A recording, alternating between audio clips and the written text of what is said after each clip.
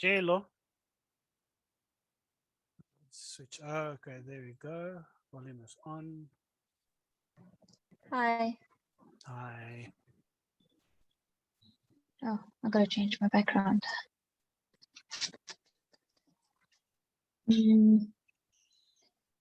Okay, quickly, so we're gonna kick off in 15 minutes. Let me just, I'm gonna download the presentation because I can't work off this Google Slides. It doesn't work for me.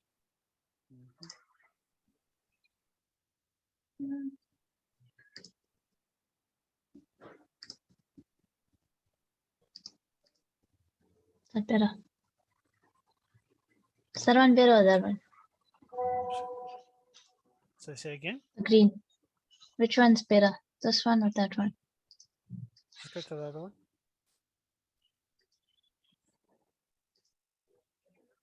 The green. Actually, the other one is better. This one? This one. Both of them have got a problem because you can't see the text properly. Yeah, my head is in the way.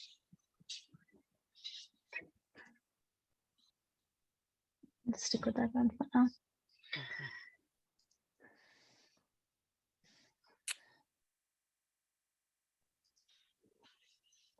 Okay.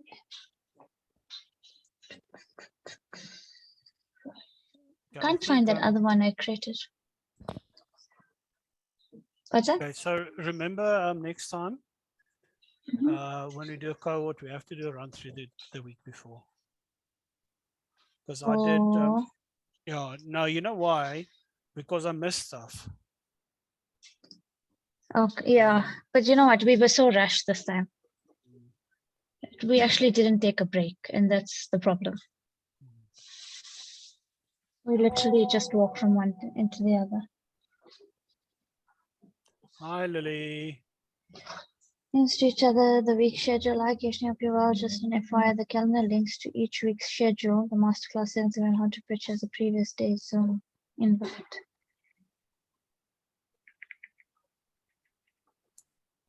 Hello, everybody.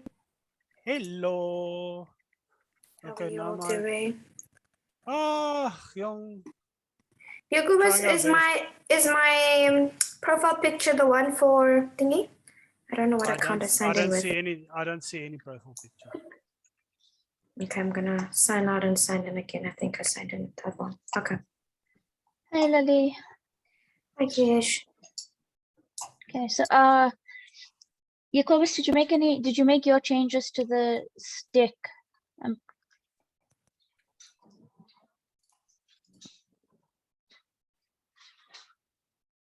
Jacobus, you there?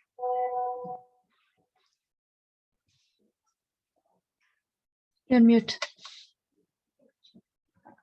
Yeah, sorry, I just needed to drop out to get my camera going.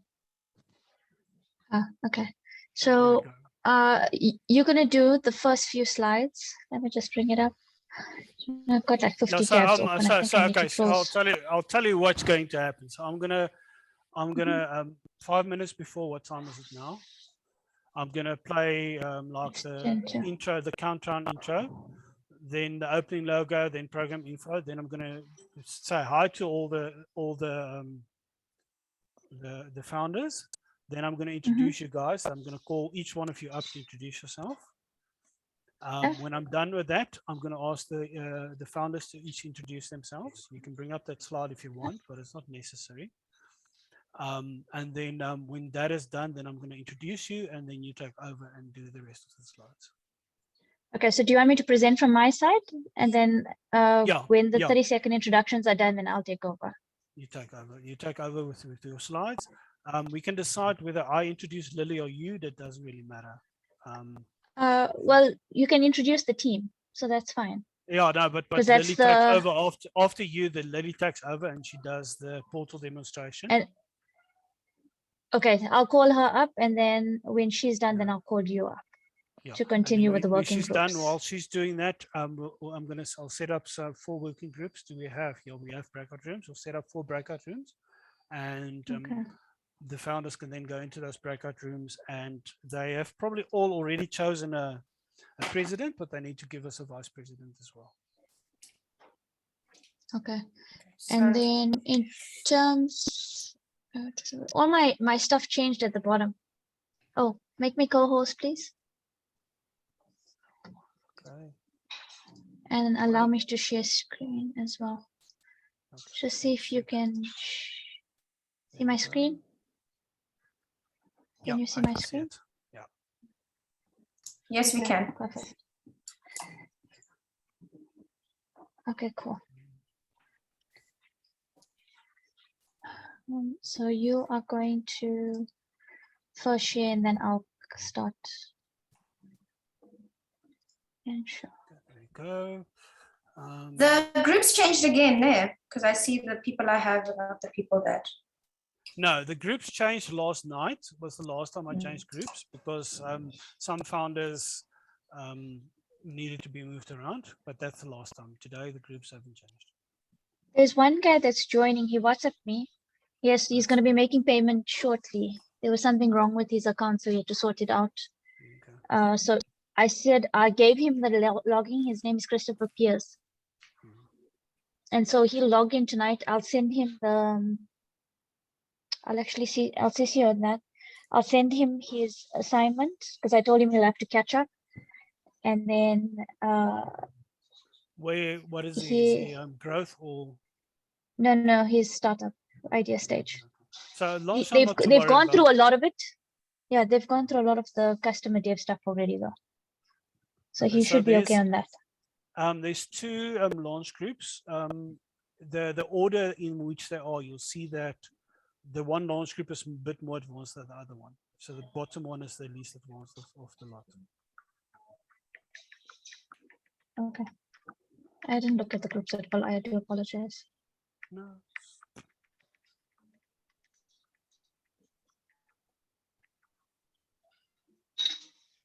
Okay, I've sent that out already.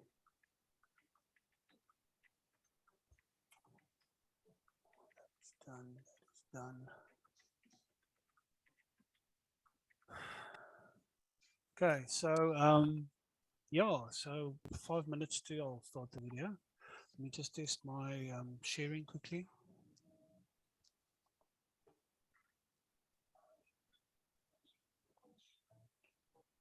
Okay, there's a little bit of a thing I'm going to do now.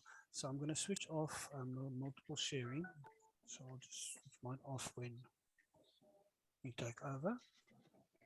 So in the breaks, because there's no break here. There's not going to be a break today. Okay, you can see the share. I'm assuming you can play something. No, I can't. Okay. Okay, you should have heard the sound as well. Yep.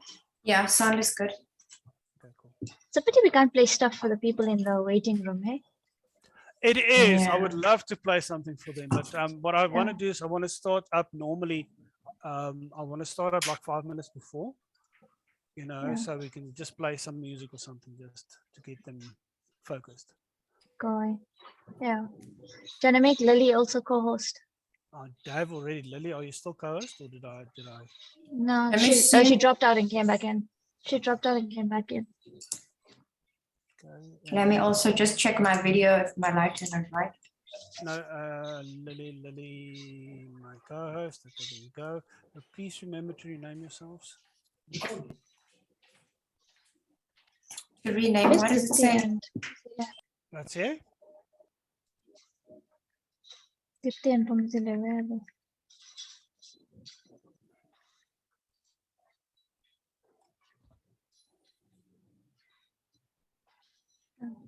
they're not needed now anyway.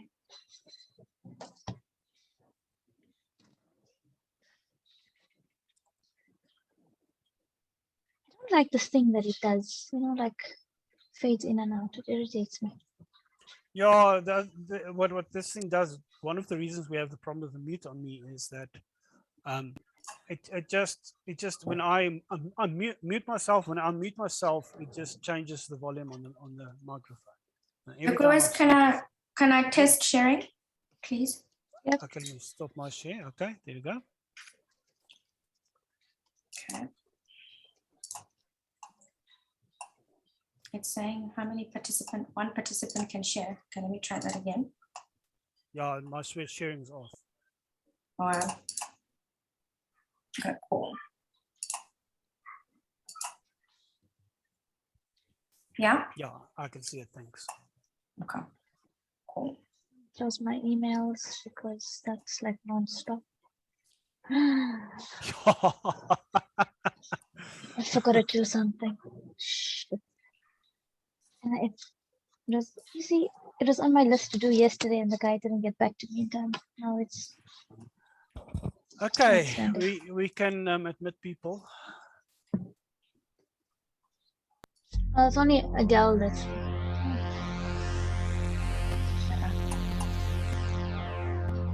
Now is the best time in human history to start a business. There are big problems that need to be solved, and they're not going to get solved unless entrepreneurs start working on them. I like to say dream big and die trying. We have a big vision to make the world a better place through entrepreneurship. We empower communities of talented and motivated people to launch impactful and enduring startups.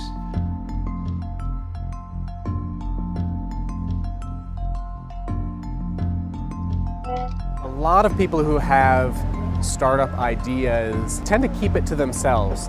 You should tell absolutely everyone. Pitch it to as many people as possible. And you learn what pitches resonate. So you learn how to sell the product. Made us do stuff, not just talk about an idea, but actually build customer base, build an advisory board, build a prototype. We are all deeply technical people and basically did not understand how to package information and deliver it to investors.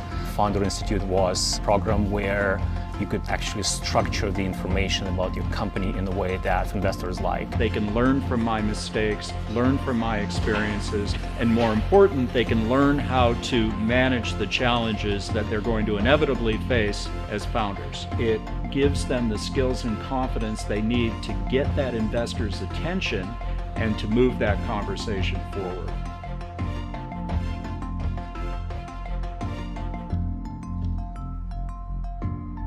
There's this narrative that people have an idea, they hide it from the world, then they only reveal their idea to the world when it's perfect. But that's not how great companies are built. Great companies are built through teamwork, through having a support network of people to help you throughout the entire process. Everybody in every Founder Institute cohort shares equity evenly with all of the companies that are created in each program. So you don't have to do it alone. Everybody's incentivized to help you because everybody shares a little bit of your equity. It's about getting the right folks around you to kind of vet your ideas and really understand, does this make sense? Do I understand the customer? Am I delivering value?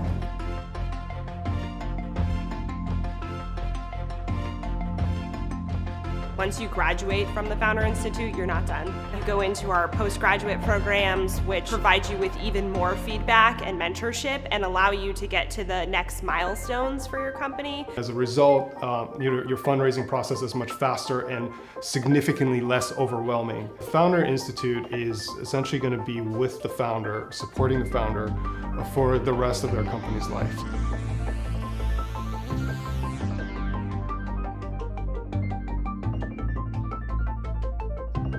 When you are running a startup, you need direct and brutal feedback. It points out to the real issues that you need to address. So it's not actually easy to go through it, but if you do the wrong things in actual startup, nobody's going to tell you that. You'll just fail without knowing why. We're very honest with you. We are hard on you and your idea, but it's all for the sake of helping you build the best company possible. It's not theory.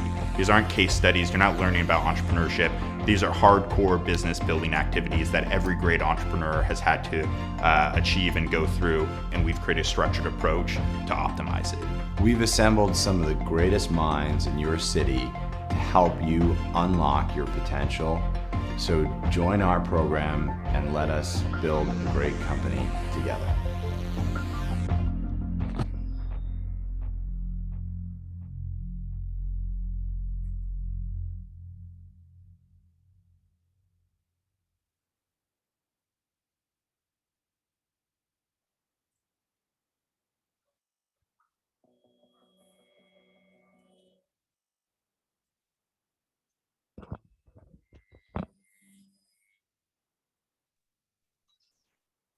Hi, everybody.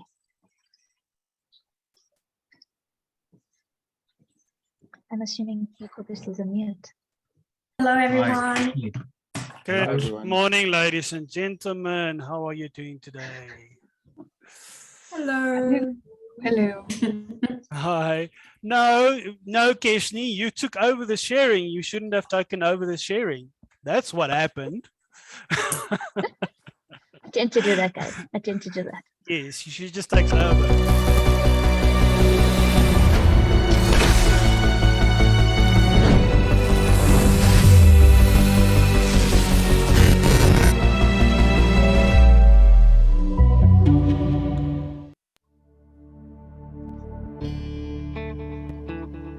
Welcome to the Founder Institute.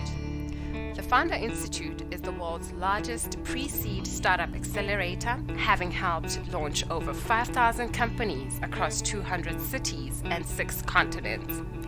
We help pre-seed entrepreneurs and teams get to traction and funding by establishing a critical support network of local startup experts that are invested in their success, and by providing a structured and challenging business building process that has helped our alumni raise over $1 billion. Leaders of the world's fastest growing startups have used the Founder Institute to raise funding, build a co-founding team, get into seed accelerators, generate traction, recruit a team, build a product, transition from employee to entrepreneur, and more.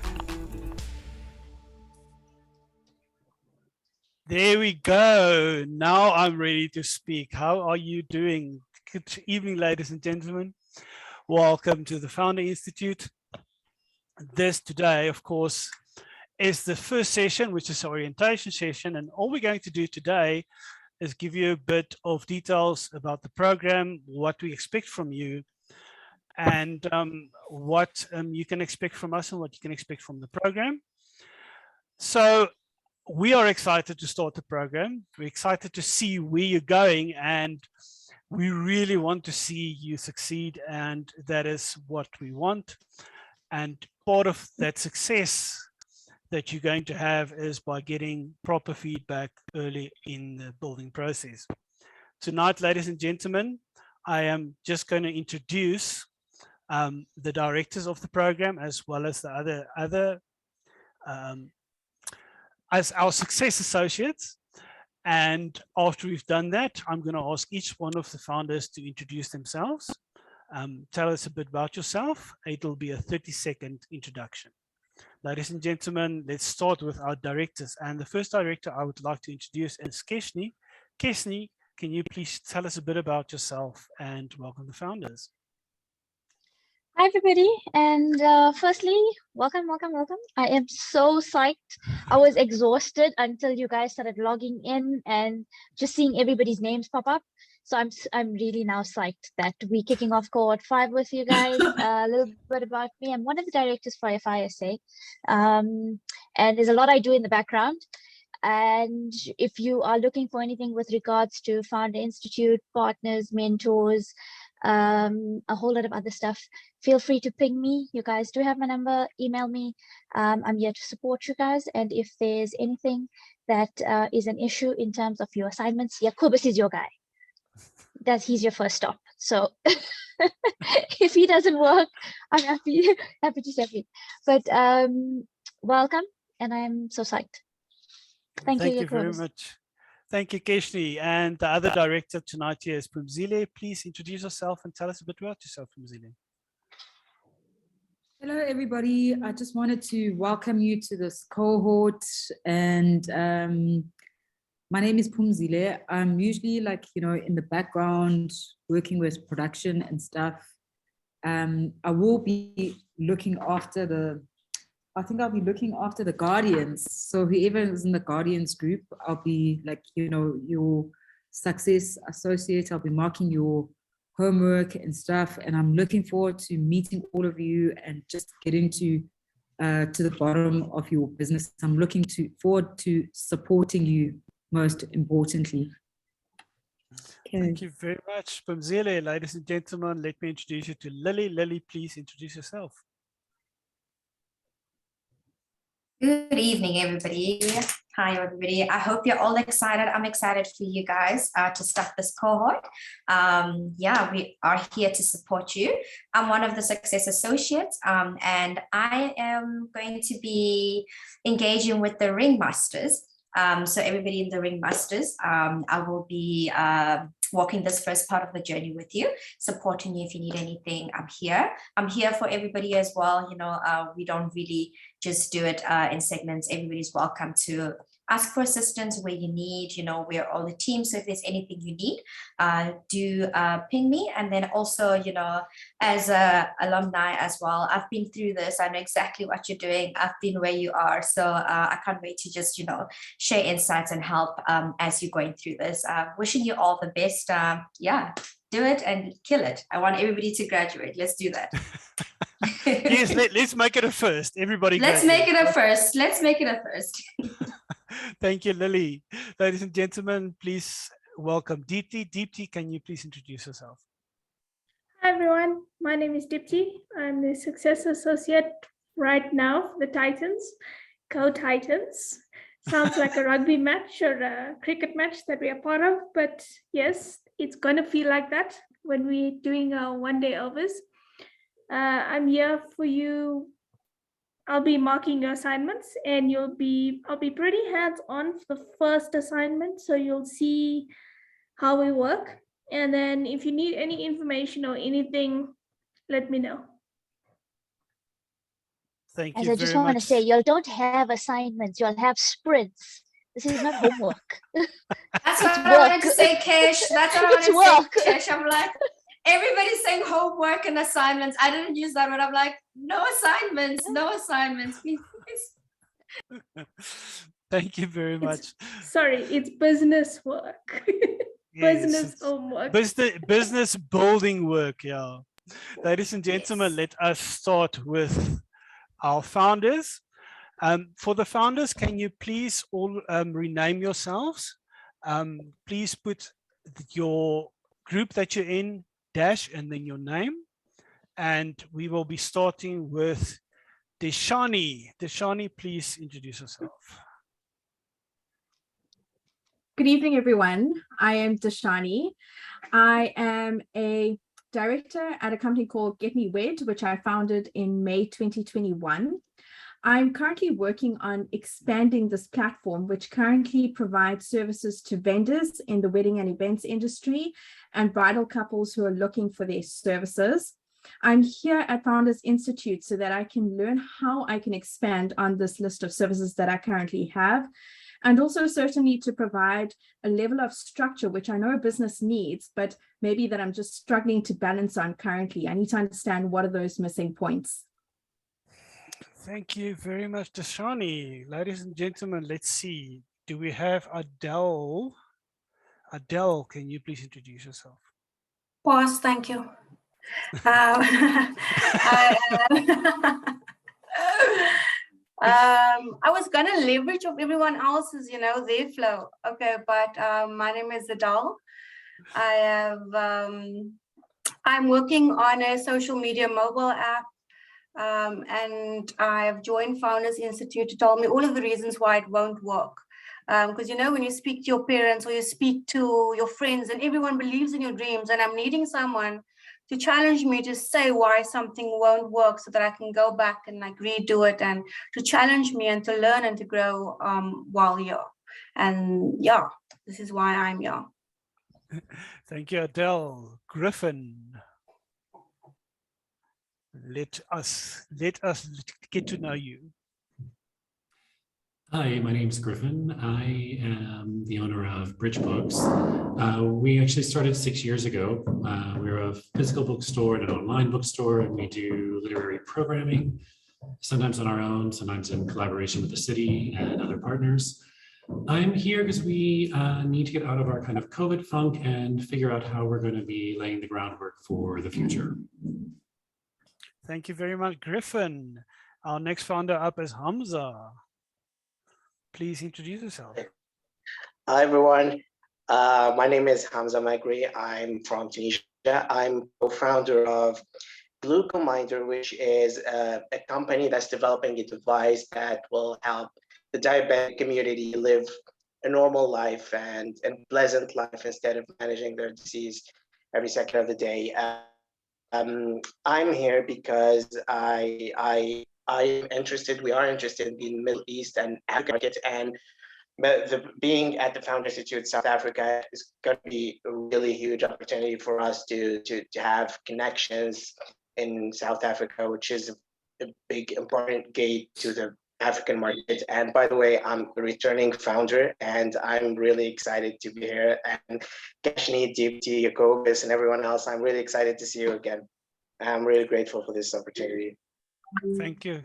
Thank you, Hamza. We're going to work you even harder than last time. Yeah, Jared, I I very don't well. see Jared yet. Jared, are you with us? Okay, it's not a problem. Leon. Leonard. Is Leonard here?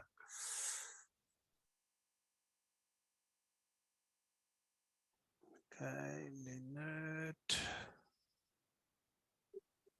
Maslatsi. Hello, guys, and my name is Leon, and I'm co-founder that helps you Okay, sorry. in keywords. Can you hear me? Yes, I can. Can you guys hear me? Okay. Yeah.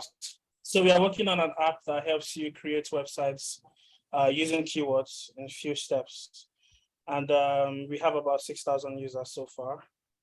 And why I'm here to scale. I'm here to network with like-minded people, and I'm also here to build my leadership skills.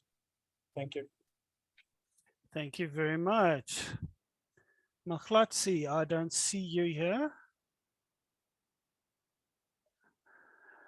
Mavunda Lamuli, I promise I will get better at your names. Lamuli, can you please introduce yourself?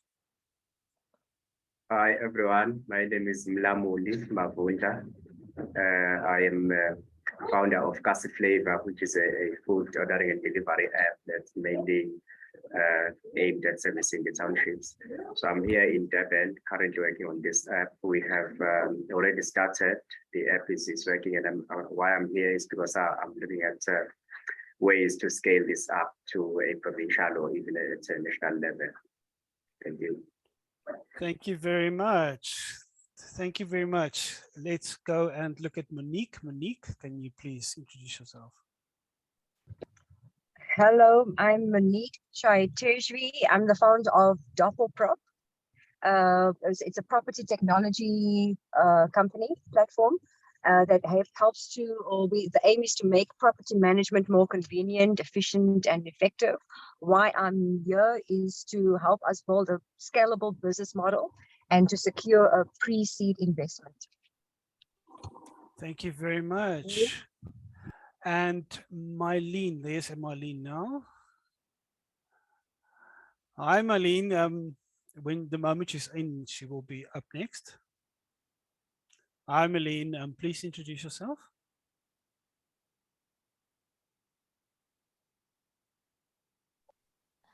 Her audio is not connected.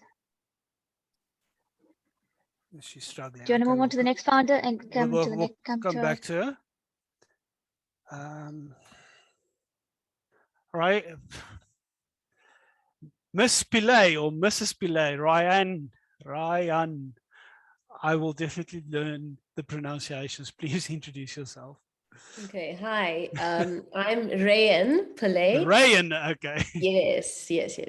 Nice to meet everyone, and I'm glad to be here. So I am working on an app that allows users to plan personal outings together and allow other people to join, and also allow businesses to join the app so that people can utilize these businesses via the app and put together outings where they could book tables, put together a party of people, be able to pay for the services via the app as well. And each person could view an itinerary of what they're booking in terms of that event or outing For example, at a restaurant, 5 people go there, you invite 5 people to your event, and they're able to see what they'd like to eat, book this through the app, where they'd like to sit at a table, and everybody can basically view what each person on their table is booking or doing and that kind of thing. So when it comes to any kind of personal outing, I would like to basically create an itinerary of that. Why I'm here, I know my time's just up, but basically the best strategy to take that to market, that's the reason that I'm here. Thank you very much, ladies and gentlemen. Let's welcome Sazi. Sazi, please introduce yourself. Hi everyone, my name is Sazi. I'm a lawyer by training and profession. I currently work in asset management. I'm building Funa, which is an online tool which allows users to generate and send their own letters of demand. The end goal is to be the leader in self-help legal services. In fact, not even the leader, the first of its kind. Yeah, that's it. Thank you. Thank you very much. Ladies and gentlemen, let's welcome Sine. Oh, no, Shahid first. Shahid, please introduce yourself. Hi everyone, my name is Shahid Nordin. I am the CEO and founder of a company called Swifty, and Swifty is building a quick grocery delivery business that helps residents of high density estates in South Africa to easily order and have their goods delivered to them in 15 minutes using a network of dark stores situated in close proximity to the estates, processing orders using tools such as WhatsApp chatbots and a mobile app. Why we in this program is because we have launched in July 2021, and we are looking for a platform or mentors that can help us to scale our business up and take it to the next level. Thank you very much. Sine, please introduce yourself. Hi everyone, I'm Sneh Shabalala and I am from Durban. I'm the founder of One Way Connect, which is a job matching and recruitment management software. The goal is to help companies hire overall great employees as it measures your attitudes, values, as well as culture fit. Right now we're in the process of developing the prototype, and the reason why I'm here is because I don't know all there is to know about building a successful startup, first off, and secondly, Founders Institute is a world-class accelerator, and I'd like to know how to build a world-class business. And yeah. Thank you very much, Sine. Ladies and gentlemen, let's welcome Tessa. Hello, everyone. My name is Tessa, and I am the founder of a company called Finwiser. We are developing an app to help young people aged 14 to 24 manage their personal finances, so they'll have everything in one place: coaches, mentors, courses, tools, solution companies, all of these together. And I'm here to learn how to do that effectively, to reach as many young people as I can through this. Thank you. Thank you very much, Tessa. Let's see if Ursula is with us. Ursula, I don't see Ursula. Victory, can you please introduce yourself? Hi, hi everyone, I'm Victory. Background, have a bit of background in entrepreneurship as well as engineering, and I'm currently here trying to build, or basically learn to build, a business case for a product, well, a research tech we're working on with my PhD project. And I'm hoping to basically, on that journey to doing that, learn and plug the gaps in my, or what should I say, my lack of business skill thereof. But yeah, that's basically why I'm here. Thank you very much. There is still 3 founders that we haven't heard from. Mr. Pierce, can you please introduce yourself?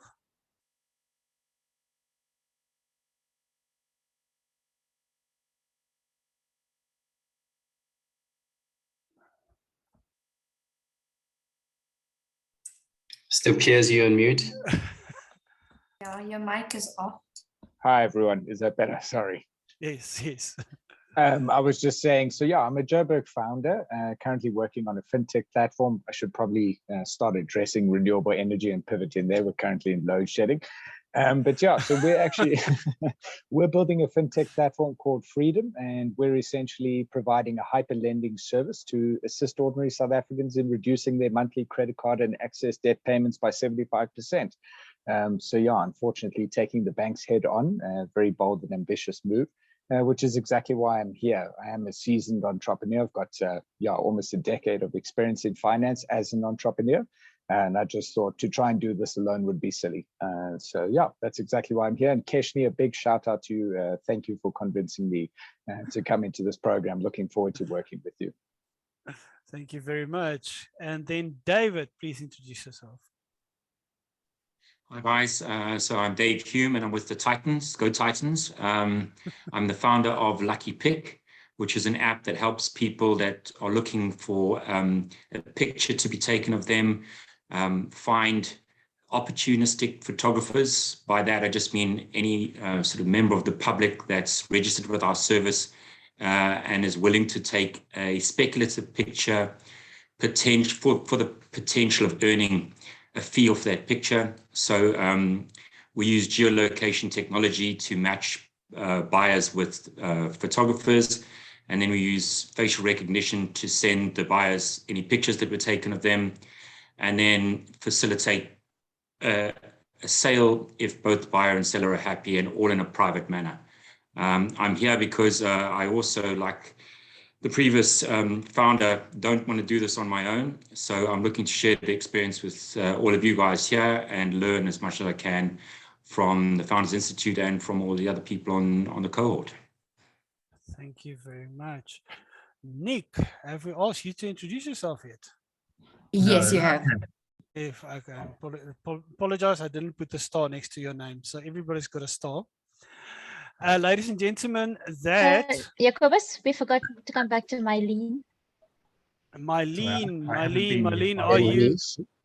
are you ready now? Can you speak now? Yes, good evening, everyone. My name is Mylene Bosch. I've got, I'm in the education and training space. I've got a private TVET college, and I am busy scaling up on the business side, business entrepreneurship, B2B, looking at corporates, and I am busy in developing the business aspects of my faculties. And I've joined the founders because I'd like to scale. I've been in business now for 10 years, and I believe I want to climb to the next level. And that's why I'm here. And it's great to be with all of you. Thank you. Thank you very much. Ladies and gentlemen, now we come to the part that we're actually here with. Sorry, Jacobus. Yes. It's not everyone. Did everyone? Who did we miss? I saw Thomas' hand up. Nicholas. Thomas, Yeah, Nicholas didn't introduce. Nicholas. And Vivian. Did Vivian also? I didn't. I don't know Vivian. Introduce I don't know herself. Vivian in on my list, but Vivian. There's Vivian. There she is, Vivian. Vivian. Yeah, there's Vivian. Yourself? Vivian, please introduce yourself. Hi everyone. This Vivian is a he to start off with. Is my video on, by the way? No, we're seeing a black screen, so we're assuming you got load shedding. Just give me 1 sec. Safety protocols. And now? Yes. Okay. Okay. Okay, There we great. go. Yeah, hi everyone. My name is Vivian, and I'm working on an app in the finance legal space. So this app is about creating and managing IOUs, or acknowledgement of debts, which sort of helps to better better manage, that lack of payment or repayment when borrowing money to friends, colleagues, and family.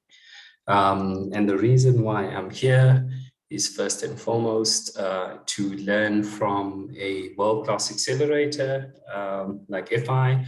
And really, it's more about learning a structured way of going from idea to startup.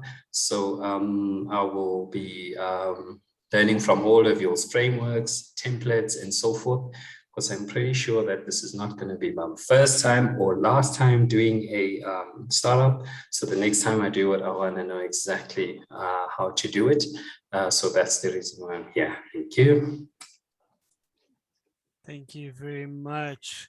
Yes, I've got 25 founders on the program, and I've asked 25 people to introduce themselves. So are we now have everybody introduce themselves now? No, No, Thomas. Thomas as well. Thomas hasn't. Nicholas we and seem to have a lot more founders here than we had on the enroll list, which is not a bad thing. Okay, so is, Thomas, please introduce yourself. All right. My name is Thomas, and I'm building a startup called AppOut. So what you're doing is we want to enable event hosts as well as DJs to be able to monetize and organize their events.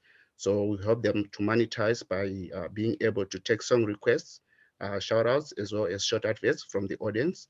So we can also extend this to the broadcast media. So that's what we're building.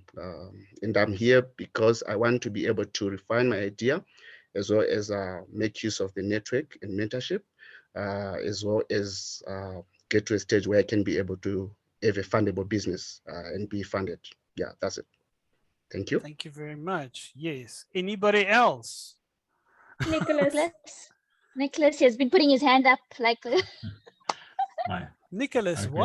why don't I have Nicholas here on my list? Nicholas, please introduce yourself. Hi everybody. Nick Clokamp. So doing an app called Lend Me. The idea behind the app is simple business management for grassroots entrepreneurs and small businesses. We'll use the data from their transaction data to then link to microfinance companies to allow them to provide loans to small businesses. So it's basically brokering small businesses to microfinance lending. And I'm here because I've tried to build things in the past and built them and realized no one wanted them. So I want to avoid that mistake. Yes. Welcome. Thank you. Okay, now Lily, No, we still have people. We still have people. Since you're the police, who's still left? I'm not the police. Lily, who's still left? Let me see who's left, Kesh. Nom hasn't presented. Yes. Nom, go ahead. Hi everyone. My name is Naum. So I'm the founder of Fate Insure Technology. We're an insurtech company, and we plan on disrupting the entire insurance market. So we plan on using smart contracts to blockchain to underwrite ourselves, and not only underwrite ourselves, but to reinsure ourselves and allow people to invest in the risk pool using tokens. And I reached out to Founder Institute, well, Cashly, kind of made me realize that in as much as we have an idea, it still needs refinement. I think it was through conversation with her where I realized I need the help. So I am here seeking for help. Okay. Great, yes. Keshni, you're the policeman here. Who else? Tessa, but I did ask her. Did you ask Tessa? Oh, Tessa, you went early on. Oh, okay. Yeah. Sorry, I'm just making sure everybody's covered. Sorry. Yeah, the people that I have not introduced is Bashira, which is left, James, Jared, and Ursula. Yeah, they're not on the call. They're not on the call. They're not on the call, yes. So, ladies and gentlemen, can I now give my spiel, Lily? Keshni, can I now talk? Please, go ahead. Please, go ahead. So, ladies and gentlemen, don't worry. It's not only you that gets corrected all the time. It seems like I'm getting corrected all the time as well. But that's sort of what it's about, is finding good partners, finding people that you can trust, and finding people that's willing to work with you and correct where you might make a small mistake. Ladies and gentlemen, let's get to the part that we're here for, and that is the actual orientation.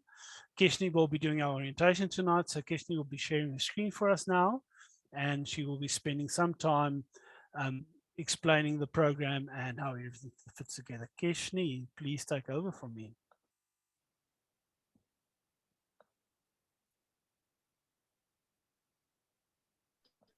What are you guys looking at? We are Does it say seeing your 30-second screen. 30-second founder? Yes, but we're seeing okay. we're What- seeing do you wanna your show- we're seeing the wrong screen. You need to share You're the seeing other the screen. whole thing. Oh. We're seeing 73 That was like, slides. yes, Sorry, that's what that's I'm what you saying. guys are up for. That's what you guys are up for. Yeah. Okay, as long as you also 73 slides and not the 73 tabs that are open in the background. So welcome to FI. I hope you guys see this. That's right? better. Yes, that's what we want to see. I gotta admit, guys, I was totally exhausted, and like before you guys got onto the call, I think I was just about to collapse. And then I started seeing you'll just roll in, and yeah, let's just say you'll fit into my energy level. So thank you very much. And the reason why most of us are here is because we want to grow our businesses, right? And that's exactly where us as the directors, success associates, the rest of the FI network wants to go. And we want to be in a position where we start leveraging everybody's strengths to start building a network out and putting these resources together so that we can help you guys build companies that are for life, right? And you know what, some people are not there for life, but hopefully your companies will be there for life. And so going through FI is really quite a journey. And so today I was gonna send you guys a message over the weekend saying, guys, have a good rest, because this is the last rest you're gonna have until December. But I thought I wouldn't scare you guys, because we did that with the last cohort, and I think most of them started sweating bullets like 3 weeks before we started the cohort. So I deliberately avoided that. We're going to kick off. In terms of our network, we grow it wide. We bring on lots of partners. We tend to we leverage very much the network effects of FI and beyond, right? So when I look at partners for South Africa, these are just a handful of partners that we deal with, right? That's part of this network, and you guys are going to get access to. And some of them you're going to get access to during the cohort, like our legal partners, etc., and some of our IT partners as well, to help you guys with MVPs, etc. But our partners are quite important because they bring in a lot of support on the back end, where they provide you guys with credits and they provide you guys with access to information, etc., that is to help you build your business out. So if there is anybody that you think you want to get in touch with, or you think would be a good partner for us, also bring them on board if you want to know what one partner does. For example, Arya is one of our legal partners. You'll meet Moshmi in the legal session. And she provides, she's an expert in IP. But she does her focus, as well as Legal Legends, and the third one, I don't have it on the screen here, is focused around the legal aspects of startup businesses. So we curate the partners that we bring on.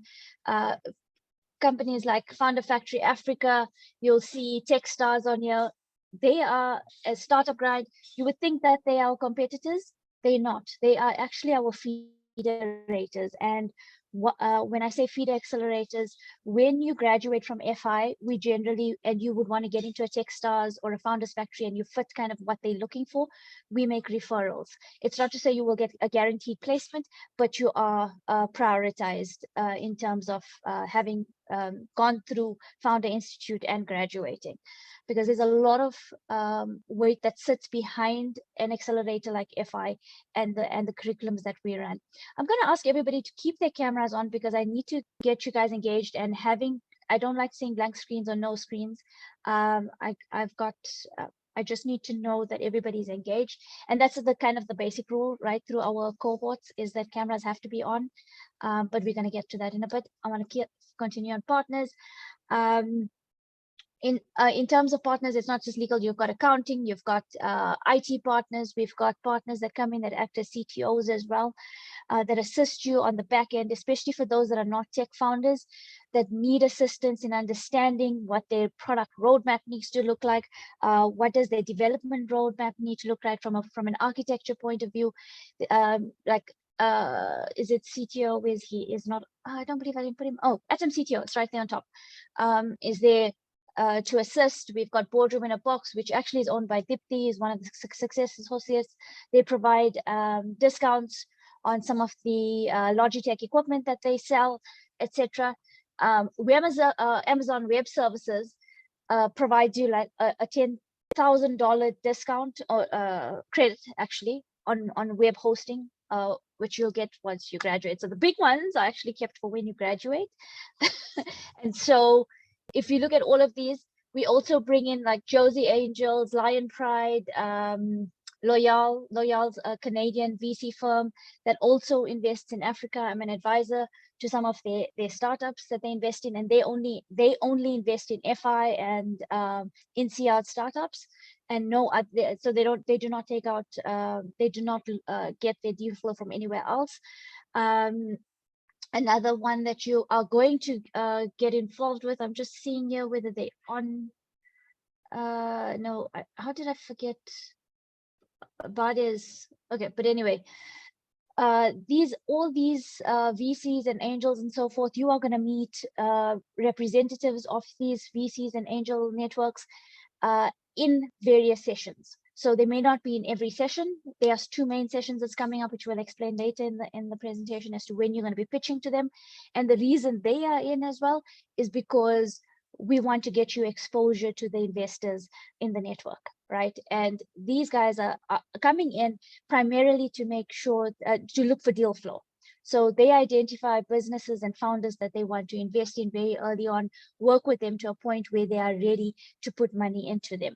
So a lot of businesses that come in very strong. We want investment, we want money, we want this, we want that.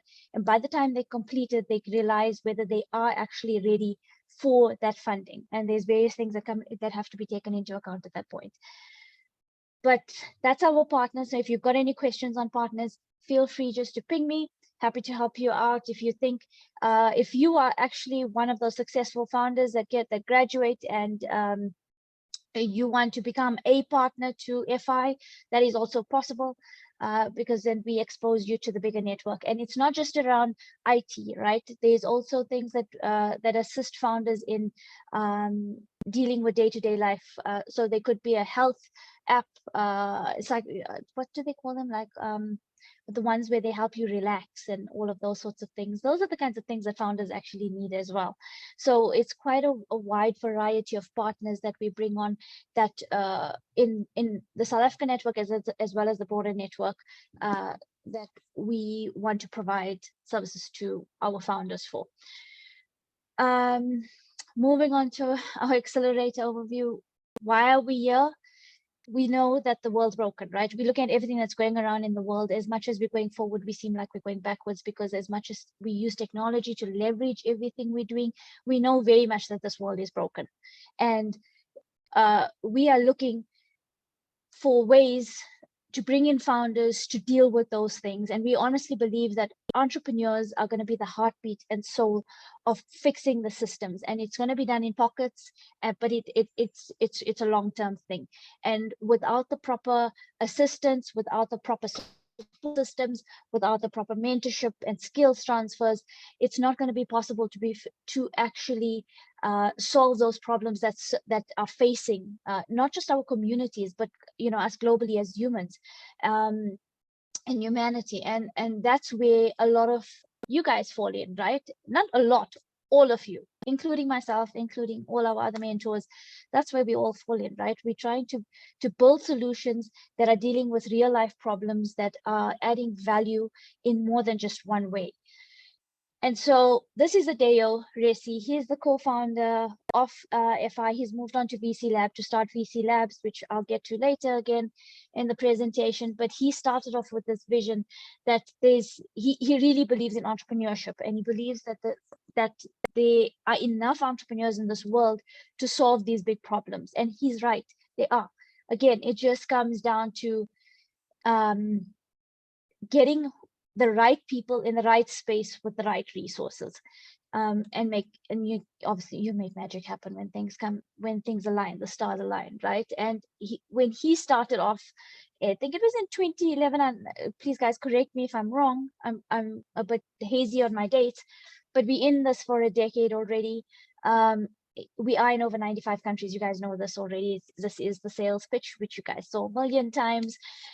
We've grown up to 25,000 mentors already right now across the world, which you will get access to once you graduate.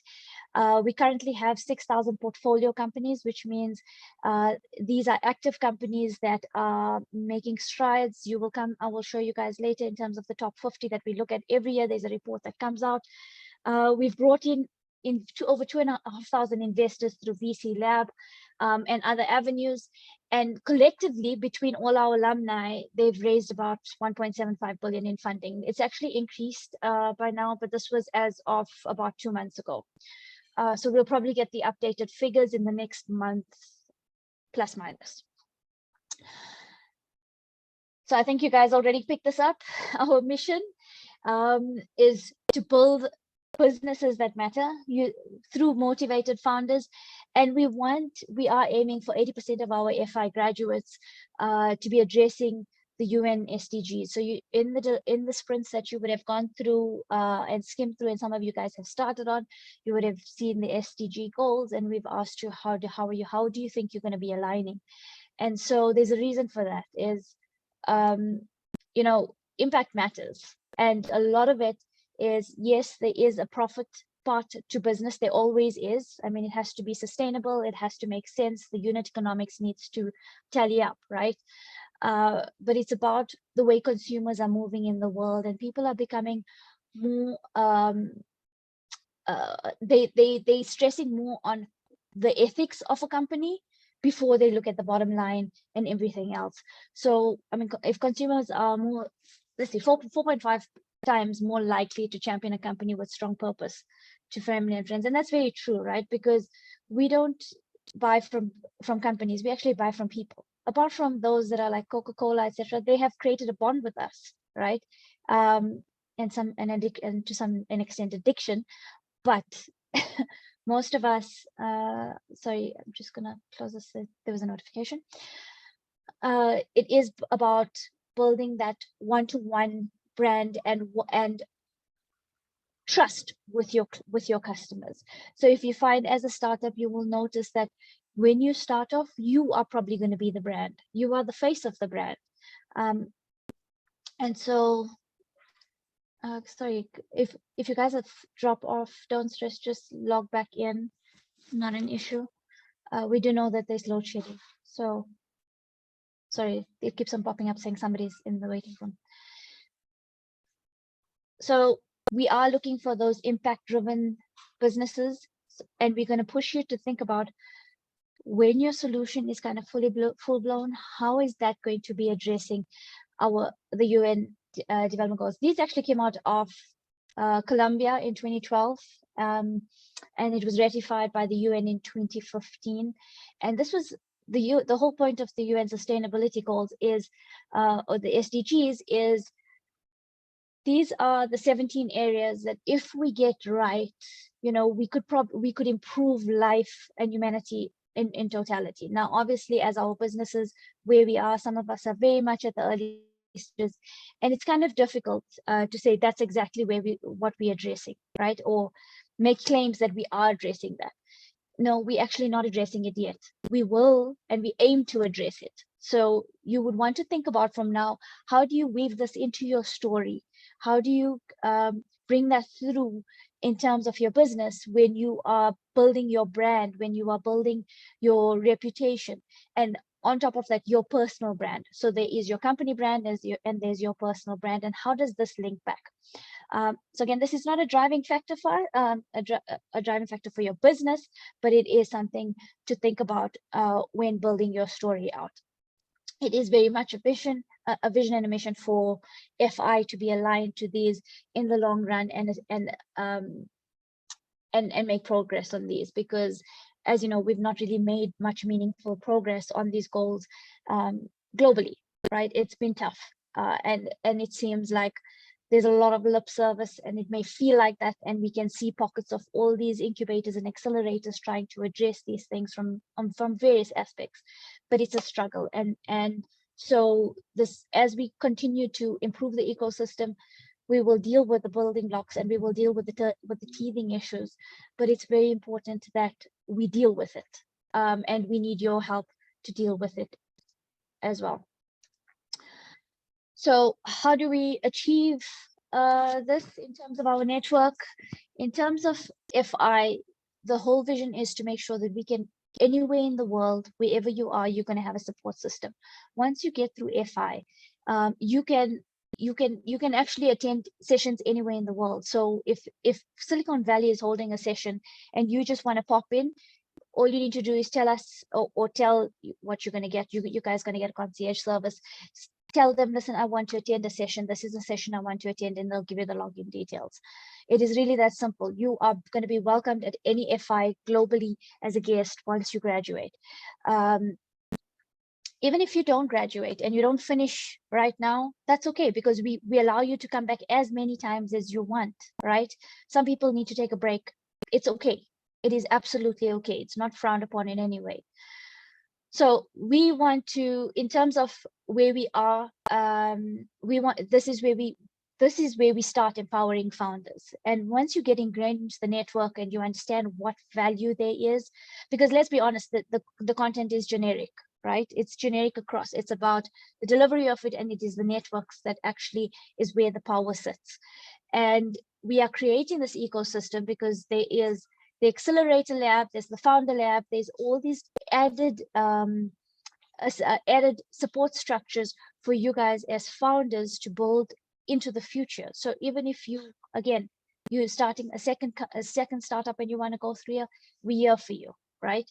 And through our VC lab network, you know, we couldn't have done all of this, because as you go along the value chain in the startup world, you get the accelerators, but then you also need the mentorship, and then you need the funding, right? And Adeo, who's the co-founder of FI, had this vision in terms of, at this early stage, there is a clear lack of funding. There's a clear lack of support from that perspective. And so he launched VC Lab to start building out these VC partners and angel networks that are focused on the early stage startups, those that are at a point where they've already proven their idea to some extent, we're using an MVP or POC or anything of that sort, and start bringing them in. And obviously this is kind of prioritized for graduates to get into, not to say that they only focus on graduates. They do these VC companies that come out of VC Lab focus beyond FI. Some of them use FI only because it's a pre-vetted system. They already know that if the founders have gone through it, they understand the quality that we expect, etc. So there's a lot of checkboxes that are already there. And so leaning on that and building that up is quite important for us. So if you guys do know anybody who wants to become a venture capitalist, please send them our way. We're happy to refer them to VC Lab as well.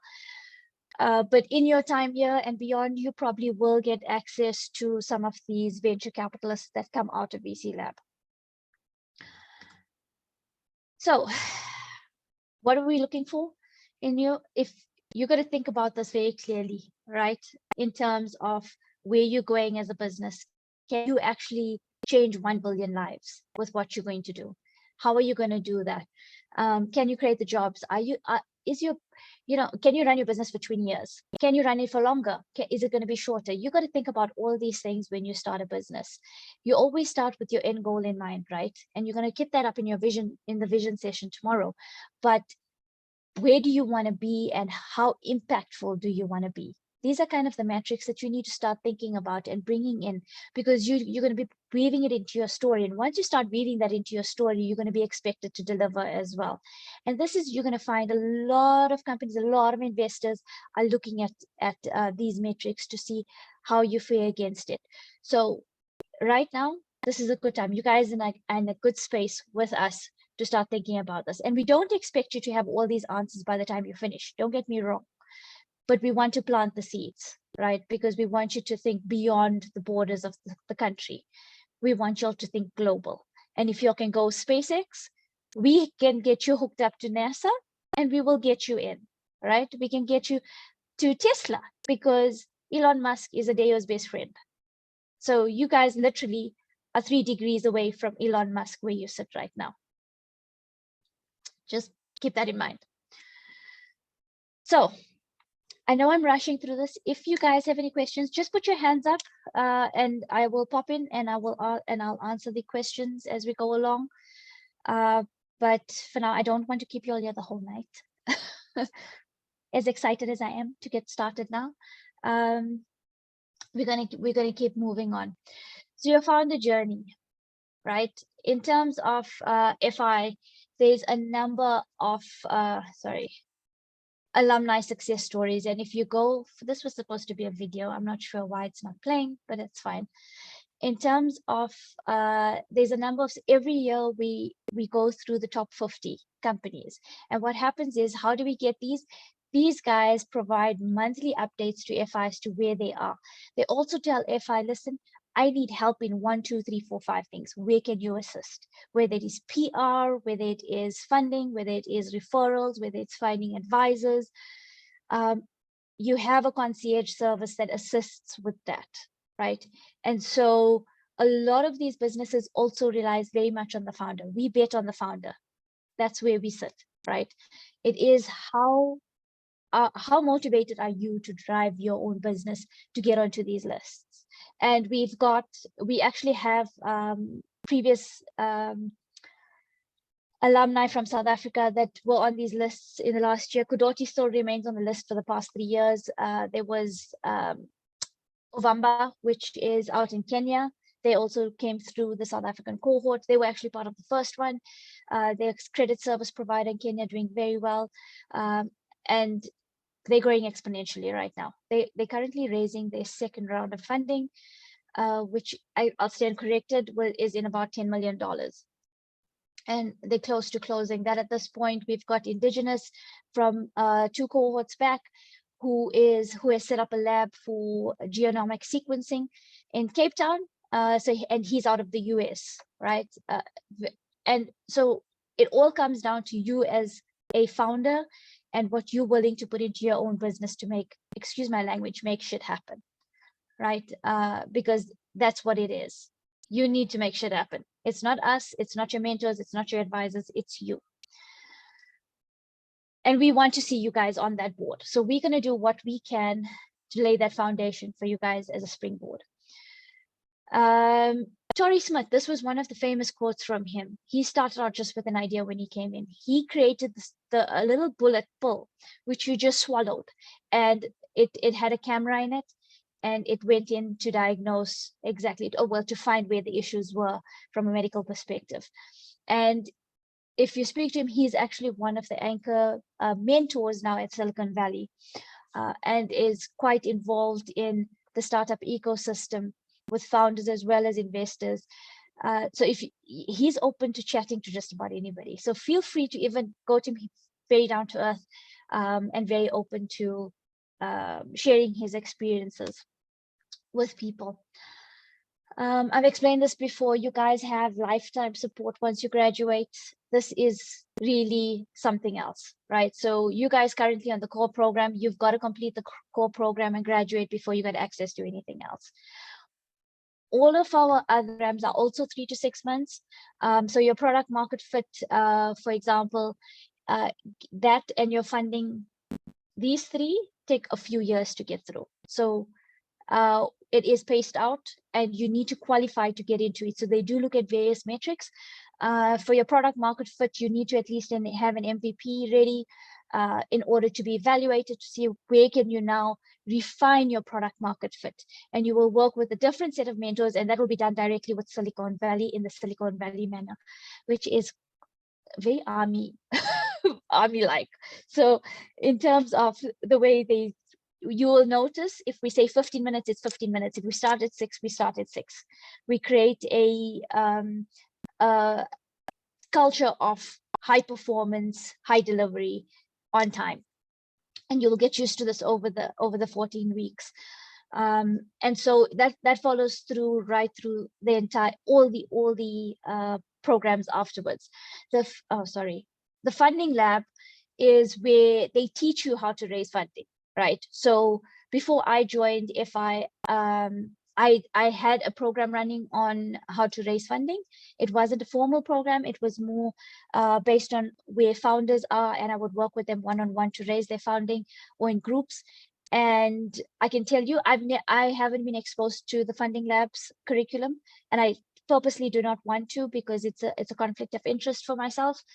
But in Funding Lab, they will teach you how to raise funding, right? They will go from scratch, and it's very much like the SCORE program. It's a color by numbers. They give you every step. They give you, think of FI as your Lego manual. You know, when you buy that Lego set and it's the Death Star and you want to build it and it needs to look perfect, but you've got all these pieces, but without the manual, you're just trying to figure stuff out.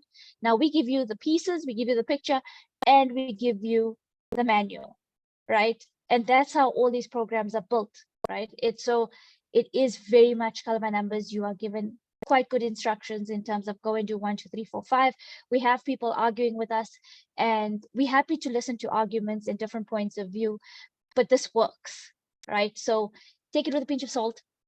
They know what they're doing, and they're continuously refining these programs as things change in different regions. Again, this is very much Silicon Valley, out of Silicon Valley, so you guys are going to get a good feel of the pace at which they work and at which they deliver. And some people will struggle, and it is what it is, but it is for you to drive you to understand how important it is to look at this thing. So in terms of your support, you're going to have concierge services in terms of once you graduate, where you can just literally send up the mail and they will come back to you within 24 hours. You guys would have seen that Global actually responds quite quickly to queries. And so you are supported for life, which is amazing to me. In the last week, you guys would have had an interview with Jacobus, and you would have been asked, which stage are you at? And the reason why we wanted to know about your business is because we have certain metrics that tell us, where do you sit? Do you sit on the launch track or do you sit on the growth track, right? Please do not get hung up on these, because it's only the first 4 weeks that are different in terms of the questions being asked in your sprints. Whereas idea stage, you are looking at trying out different ideas.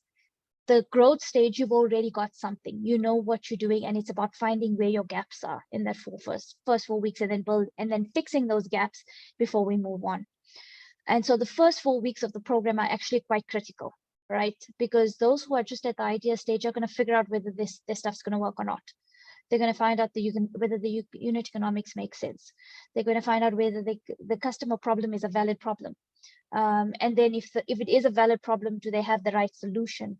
And some people will find themselves pivoting already in the first 2 to 3 weeks, while we've had experience where others have pivoted 2 or 3 times during the program, managed to keep up, and pivoted even right to the very last session before graduation.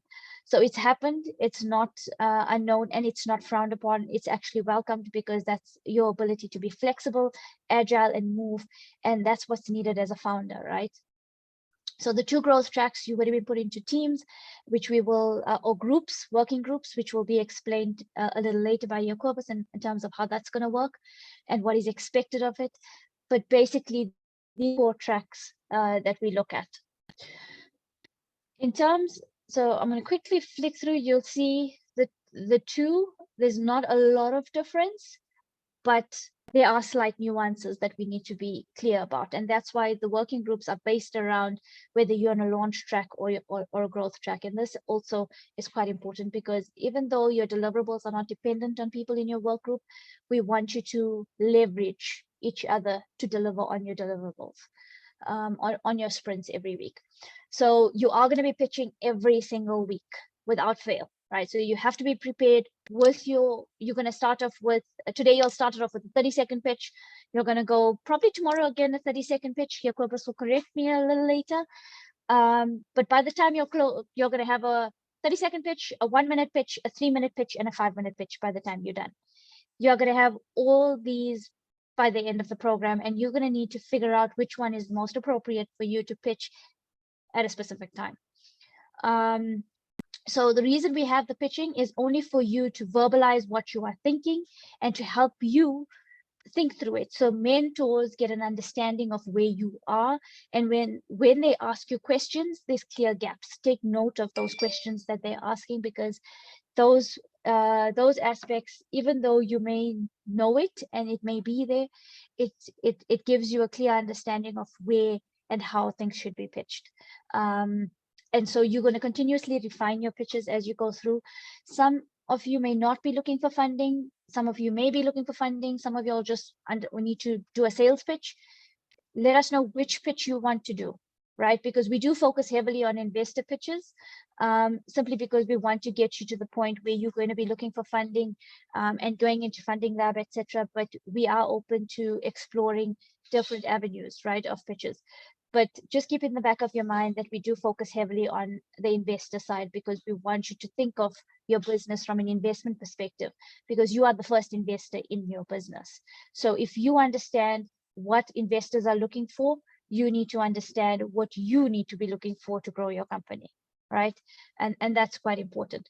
Your customer dev will run right through. And the reason even though you have a sprint due 2 weeks from now on customer dev, it continues right through, because we only asked for 10 or 15 interviews. Obviously, 10 or 15 interviews are not enough of a sample for you to validate the problem, right, or your solution. And so you need to do the customer dev right through. Keep interviewing people. Even after the program is done, keep on refining those, because that is what actually feeds into everything that you do. Right? And you don't want to be building solutions out that are not serving the purpose of your audience or of your target customer. And we found that a lot of people find it very difficult, because they come in very attached to the idea and they've experienced it, and we appreciate that they've experienced it, but there's not enough people to create a market to make this a viable business, right? And so it's either a pivot or it is just abandoning the idea and starting with something new. And it is a very difficult process to go through, but it is a process that will save you a lot of time, money, headache, and a lot of other things, as well as relationships later down the line. Leadership development, this goes through for everybody. We expect everybody to be, I'm not going to say best behavior. We want people to debate. We want people to argue. We want people to challenge each other. But most of all, develop yourself as a founder and as an entrepreneur, right? By the time you're done, you're probably going to be public speakers, because you are going to be doing a lot of PR for yourself. Through the pitching, you are going to get a lot more comfortable with that. I feel like we're hypocrites saying that, because even today I'm not comfortable sitting in front of a camera, but I do it because I have to do it. And so that is something, and that's why we also want you to keep your cameras on during these sessions, is we want you to engage with us. We want that engagement. It's important, because we need to know where you are. It's a litmus test for us. And so I'm not going to go through every one of these. I'm sure the slide has been up for long enough, so you guys understand. You guys already went through the orientation module, and you know exactly what's coming up. You've diarized it.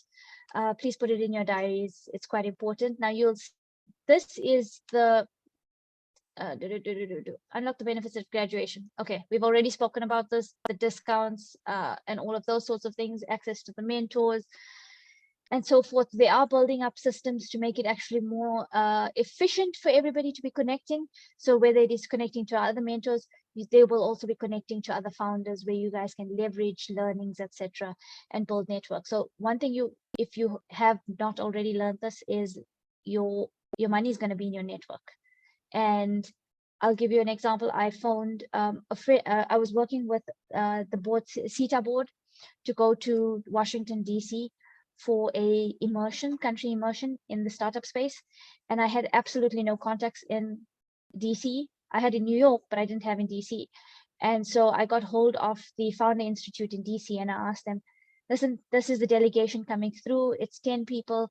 Can you organize meetings with accelerators and with universities? And within a few hours, we had a full day booked, like an entire day booked. And it wasn't just with universities. It was like the mayor of Washington and, you know, dignitaries, etc., and which was amazing. So it just reminded me how powerful this network is, and it's open to you as well. So take full advantage of this. Speaking opportunities at events, if you want to, and you've got your business up and running, and you need that access, they will provide it. So all that, but you just need to ask. That's the thing, right? So as South Africans, we don't really ask much, or at least I don't. You need to ask. Put yourself out there, right? We've picked this up already, so I'm going to quickly go through it. Do you guys have any questions? I'm going to pause here. Do you guys have any questions around this? Because I know I'm running through quite, so you can shake your heads or just thumbs up before I move on. Just a quick question. Yeah, there was, sorry to cut you. There was a slide with regards to the lifetime access and basically after graduation. I was wondering, I noticed there was 3 different programs. There was the one we're doing now, there was the Founders Lab, I think, and there was the third one. So are these like independent programs who would sort of gain access to sort of like a, you know, like a graduation into the next class? Or is it something that has its own independent process where you sort of have to apply through to go in and so on and so forth? So yes, you do need to apply. There's certain criteria that's required to get into those. So for example, product market fit, you already need a prototype. You already need to get traction, right? Because getting into product market fit lab is about refining the product market fit. It's understanding how to start scaling and clearing out all those kinks in your processes, etc., to get scale. Right? Okay. Funding lab is about teaching you about raising funding. So there's no point about teaching you about fundraising if you don't have paying customers and you don't have traction and you don't have product market fit, right? So there's qualifying criteria for each of these, because at the end of the day, these are very small cohorts that are run, and they run out of concentrated teams out of Silicon Valley, and some of them run 2 to 3 times a year. I know the product market fit lab, they currently revamping at this point, so they haven't run it yet, but funding lab is currently on the go. We've got quite a few alumni from South Africa on it in this round, and some of them, I'm going to say, they're not sweating bullets. I don't know what they're sweating, but it's not easy. So some have dropped off simply because they've realized that they're not quite there and they're not quite ready for funding. And so there is qualifying criteria, yes, to all of these, but you do have access, right? It's not like a natural progression into it, if that's what you Yeah, no, that's fine. Thank you. Any other questions? Just put your hand up and unmute yourself and ask.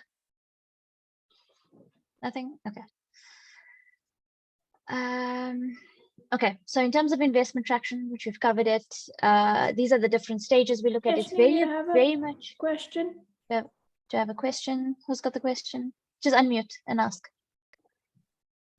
Hi, it's Mlamo. I just wanted to ask, I heard that we're going to be pitching every week. So yes. Other than validating the idea to ourselves and also getting ourselves, you know, quite fluent in articulating our idea, is there a possibility that in one of the sessions there will be investors who maybe be interested in investing in our venture? Or is it just... Yes. So I'm going to get to that in a bit. Okay.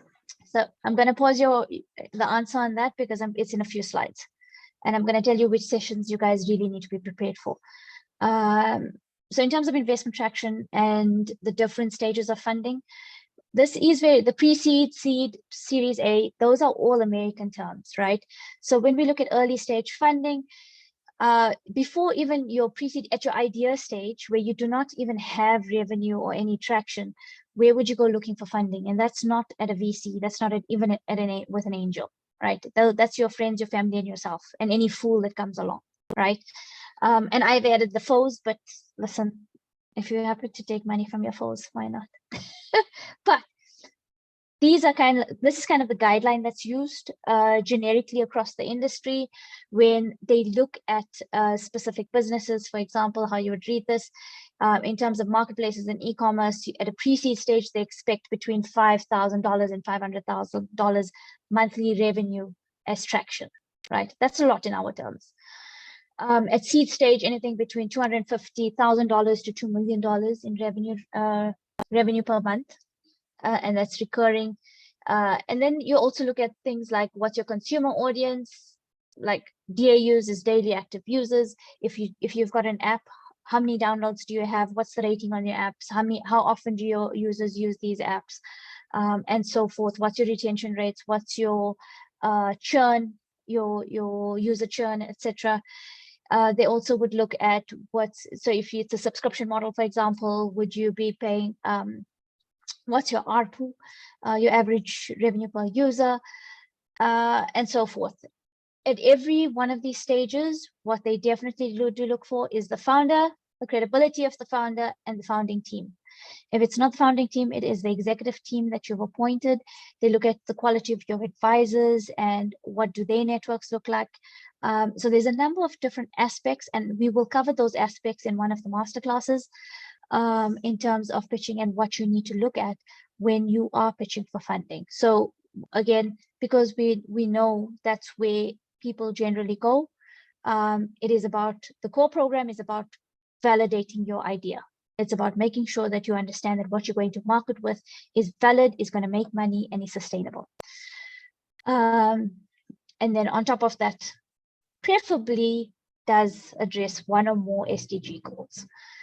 And so again, Funding Lab. So if we find that somebody in the cohort is ready for funding already, we will be, it will be assessed, and we will, as local leaders, we will put it through to Funding Lab as a request to have you evaluated for readiness for the next program.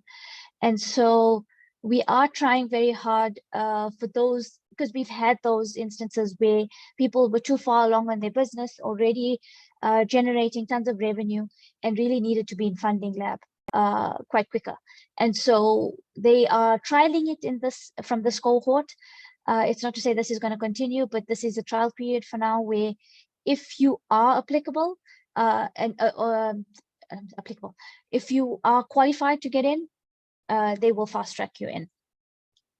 But again, they will look at, if we do that, they're going to look at the quality of your work that you're producing in the core program and the information you've shared. You will have noticed that the first two sprints ask a lot about you and your business, right, and your ideas. And so answering those is extremely important, how you answer it, because Silicon Valley does do checks on us to see where founders are and like the quality of work coming through, because it gives them a good idea of the quality of the founder that we're investing in. And so that's quite important if you want to be fast-tracked to Funding Lab during the program. So a bit of a breather. I'm not too sure if you guys want to take a 5-minute break, get a cup of tea or coffee, and come back before we move on to the next. But are you all okay to go? That would be lovely. Okay, Jacobus, are we okay to do a 5-minute? Sorry, you're on mute. Okay, let's take a 5-minute break. Yeah, because this is quite a bit of information just dropped on you all. So take a 5-minute break. We'll put a countdown on the screen, and then when the timer goes off, please come back. Or we'll play some music, and when the music stops. Yeah, I'll put some music on just now. So I don't know, what is the time? So at 19:19, please be back. Perfect. Thank you.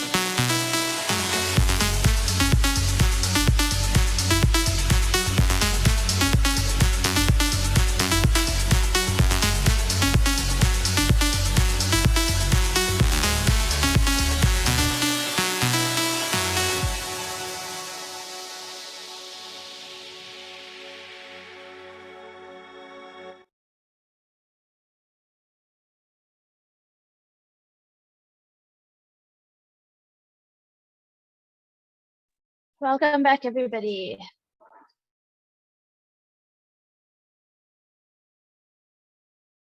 Yes, you guys sound excited to be back. Yay! Thank you. Guys, it's okay during these sessions if you want to grab your meal and eat.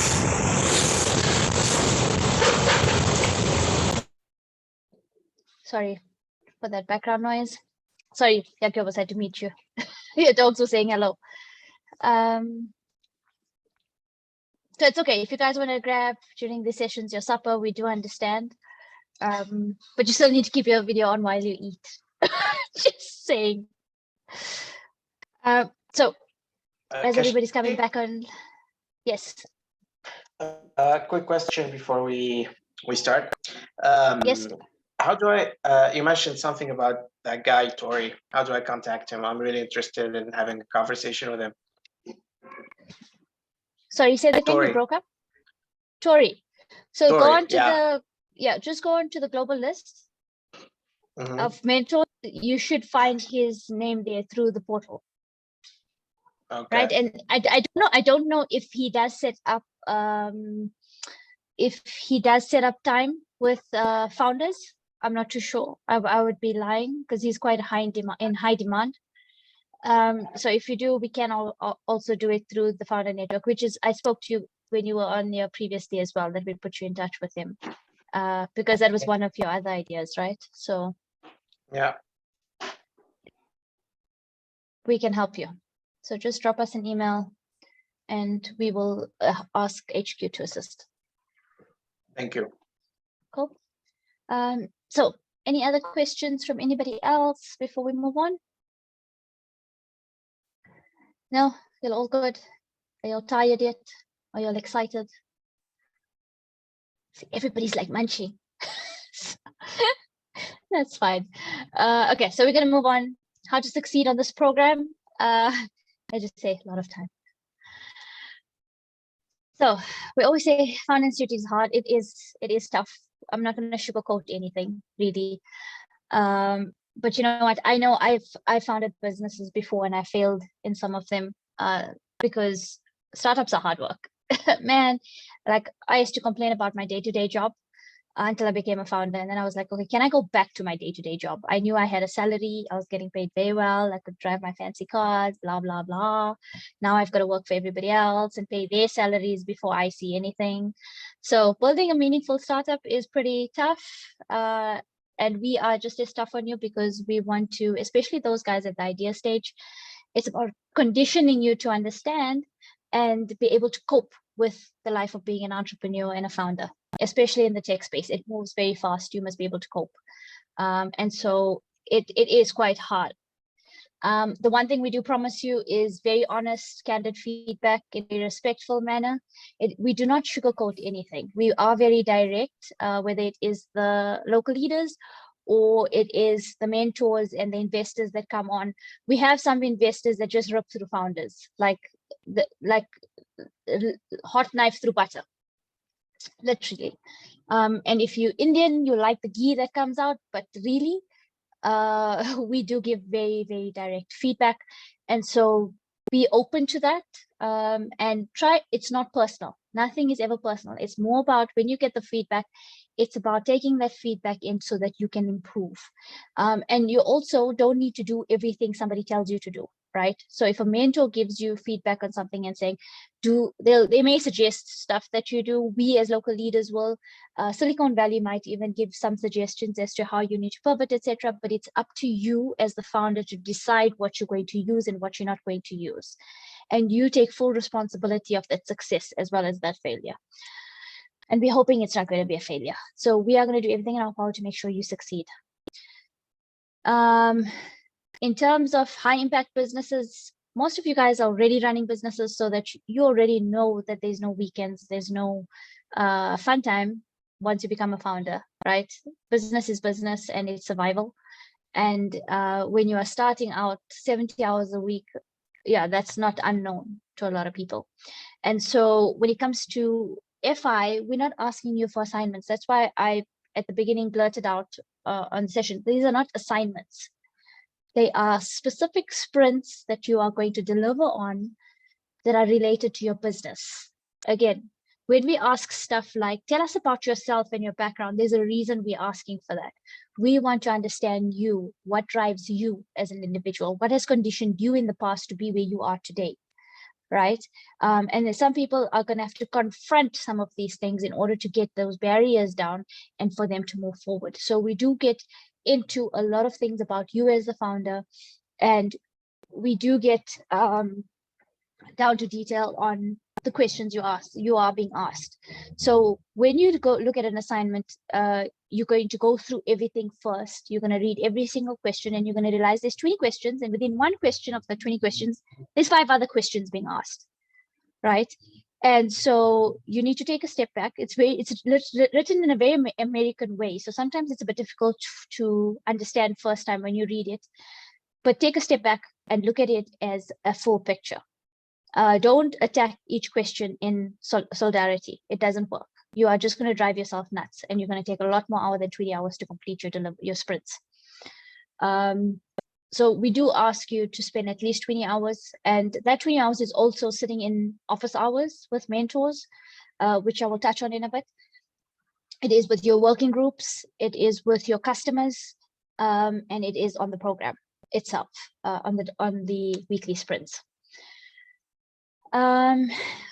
In the calls, in the recruitment calls, we would have told you, look, not everybody graduates, and that's quite normal. We've got a track record of 1 in 5 founders graduating. And so as we progress, you know, it's not a bad thing that people don't graduate. It really isn't, because there's a number of reasons people don't, and all valid.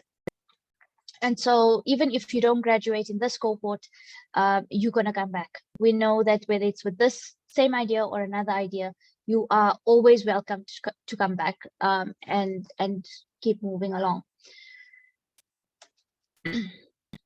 So here's reasons why people do fall behind. So falling behind is, again, it's quite detrimental to you, because everything just compounds. And when you do fall behind on completing the weekly sprints, there's something we call an epic sprint, which is something you don't want, right? And that happens when you miss a deliverable. You get a deliverable on a sprint on another sprint, and that sprint takes up twice as long as the original one. So it's very valuable. It is the epic sprints are actually invaluable. Because it makes you think about various other aspects of your business, and it may not be related to the specific sprint that you missed, but it is related to your business. And so understanding, when we ask, even in, I think it's in orientation sprint, how much time, how are you going to be managing your diary? Think about that very carefully. And when we say go into your diary and block out your time, we really do mean block it out, because if you don't, you are going to fall behind. Whether you're working at 2 in the morning or at midnight, that's up to you. We do not tell you when to work on it. We just tell you these are your dates that you need to deliver by. And because we have set schedules on our side that we need to stick to. Low ratings is the other one.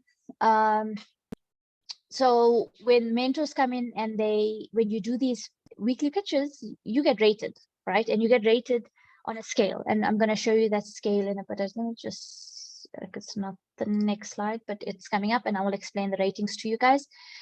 You get rated, and based on that feedback, it's on the system. If you rate anything below a 3.5, you generally asked to come back at another time, because there are critical things in your business that's missing, and you need to go and work on a lot harder and put in a lot more effort in terms of clarifying what's missing. Or it also could be that your business doesn't make sense. Your idea doesn't make sense. It's probably not going to work. And so the mentors, because they're already seasoned mentors, they are already...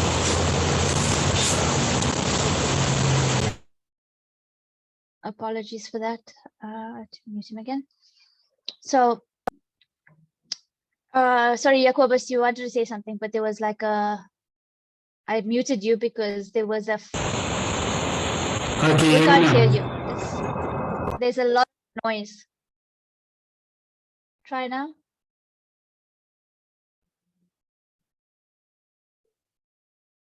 Okay, how does it sound now? Better? Oh, much better, much better. Yes. I just wanted to make a clarification on what you just said in terms of the rating system. There's only 2 points in the program where we ask founders to come back based on ratings. It's not through the whole program. So if you do get a bad rating in the beginning, you need to continue. It's not a bad thing to get bad ratings. There's only 2 points in the program where the rating is important. 100%. So people do tend to feel down and they take it personally that they get low ratings in the beginning. It's very normal to get it in the beginning. The 1s and 2s are very normal. It's just those are indications of where you need to be focusing and whether it's a very good litmus test for yourself and for reflection time in terms of where you need to be working. And so, like I said, in the first 4 weeks, you are going to figure out very quickly, or you'll get a very, very good view of whether your business is going to make sense. Is it solving a problem? What problem is that? Is it a valid one? And is your solution the right solution? And thirdly, does the unit economics make sense for your business? So have you chosen the right revenue models, the right business models? Revenue models and business models are not the same. People generally use them interchangeably. It's not the same. And so within the first 4 weeks, you've already kind of, if you've put in the time and the effort and the work that needs to be done, you would have figured that out by now, by that point. So those are kind of the main things. You know, people not coping is also a very big thing. So we've already had 2 people drop off yesterday. They looked at the schedules and they were like, we're not going to cope with this, right? And they dropped off. They're very good business. I think they've got potential to scale globally. But again, it comes down to them and their commitment. And if you are not committed, we can't convince you to commit. If we respect the fact that if you say, I can't do it, I can't do it. Right. And whether you can or you can't, you're still right. Can I ask a question quick? Yes, sure. So I'm just curious to know if one of the founders or mentors decide that your idea isn't great and they don't want to let you participate in the program and you go on to make a success of it, you wouldn't then be obliged to give the 2.5% to the Founders Institute? Or okay, perfect. No, it depends on where in the process you are. So if you've gone to the last stage, it's highly unlikely you're going to be dropped off. You probably are going to graduate. But by the 7th, correct me if I'm wrong, Jacobus, but it's about the 7th, the equity and funding and the legal session, actually, where you got to start looking at your contracts and signing those. But we only actually have you issue it once, like closer to graduation time. Because we still have people that drop off. Yeah. Yes. So I'm gonna share with you So after the second review session, you are definitely obliged to share the equity, but before that, it's not really an issue. Thanks. So in terms of refunds, there is a refund if whether we drop you off the program or you decide to leave, but it has to happen before the customer development session. And so that is the 3rd session, right? So today is the 1st session, which is orientation. Tomorrow you're doing vision. You will have a deliverable due tomorrow, and then you will see every week there's a sprint due. So if you drop out before the customer dev session, you will not be attending the customer dev session, obviously, because you've dropped out. You will get a refund. And that's why we've been encouraging everybody to go through the program and all the sprints that are required every week. You will see the masterclasses don't have sprints. Those are just to help you reinforce other aspects in your business. But every other one that's compulsory has a sprint and needs to be delivered on. So you need to be clear about what is required of you. And again, this is also for us because we want to focus our time on founders that are focusing on themselves and their businesses. So if we don't really stop people unless we really think you're making a really big mistake. We don't stop people from dropping off, right? And even sometimes people get to a point where they're like, we can't cope now. We want to defer to the next cohort. That's also fine. Unfortunately, right now the next cohort hasn't been planned. We'll plan it towards the middle of this cohort in terms of dates and etc. Any if you drop out after the refund deadline, again, you don't get a refund, but you can come back at any point in time, right? And the price may change, but you won't have to pay that different price if it goes up. There usually is an admin fee, but because of the exchange rates, the US has actually been quite kind to us and given us a lot of discounts and a lot of leeway to accommodate for the fluctuation in FX rates. So we still are very highly discounted. In terms of the US, they pay $999 to get into this very same program. They don't have master classes and the additional support that we've put in place. They don't have success associates. They don't have dedicated mentors, which I will talk about later. So as South Africa, we've put in a lot more effort into our founders and a lot more support. And I think Hamza, you would be a testament to this because you went through it the last time as to how hands-on we actually are here. And so again, we want to work with founders who are dedicated to themselves and to this process. And again, I know you guys can do it because I've spoken to most of you already on the phone and you guys are amazing. And the fact that some of you have gotten as far as you all have is, kudos, guys. Like it's tough. It is really tough, but I know that every one of you guys can make it.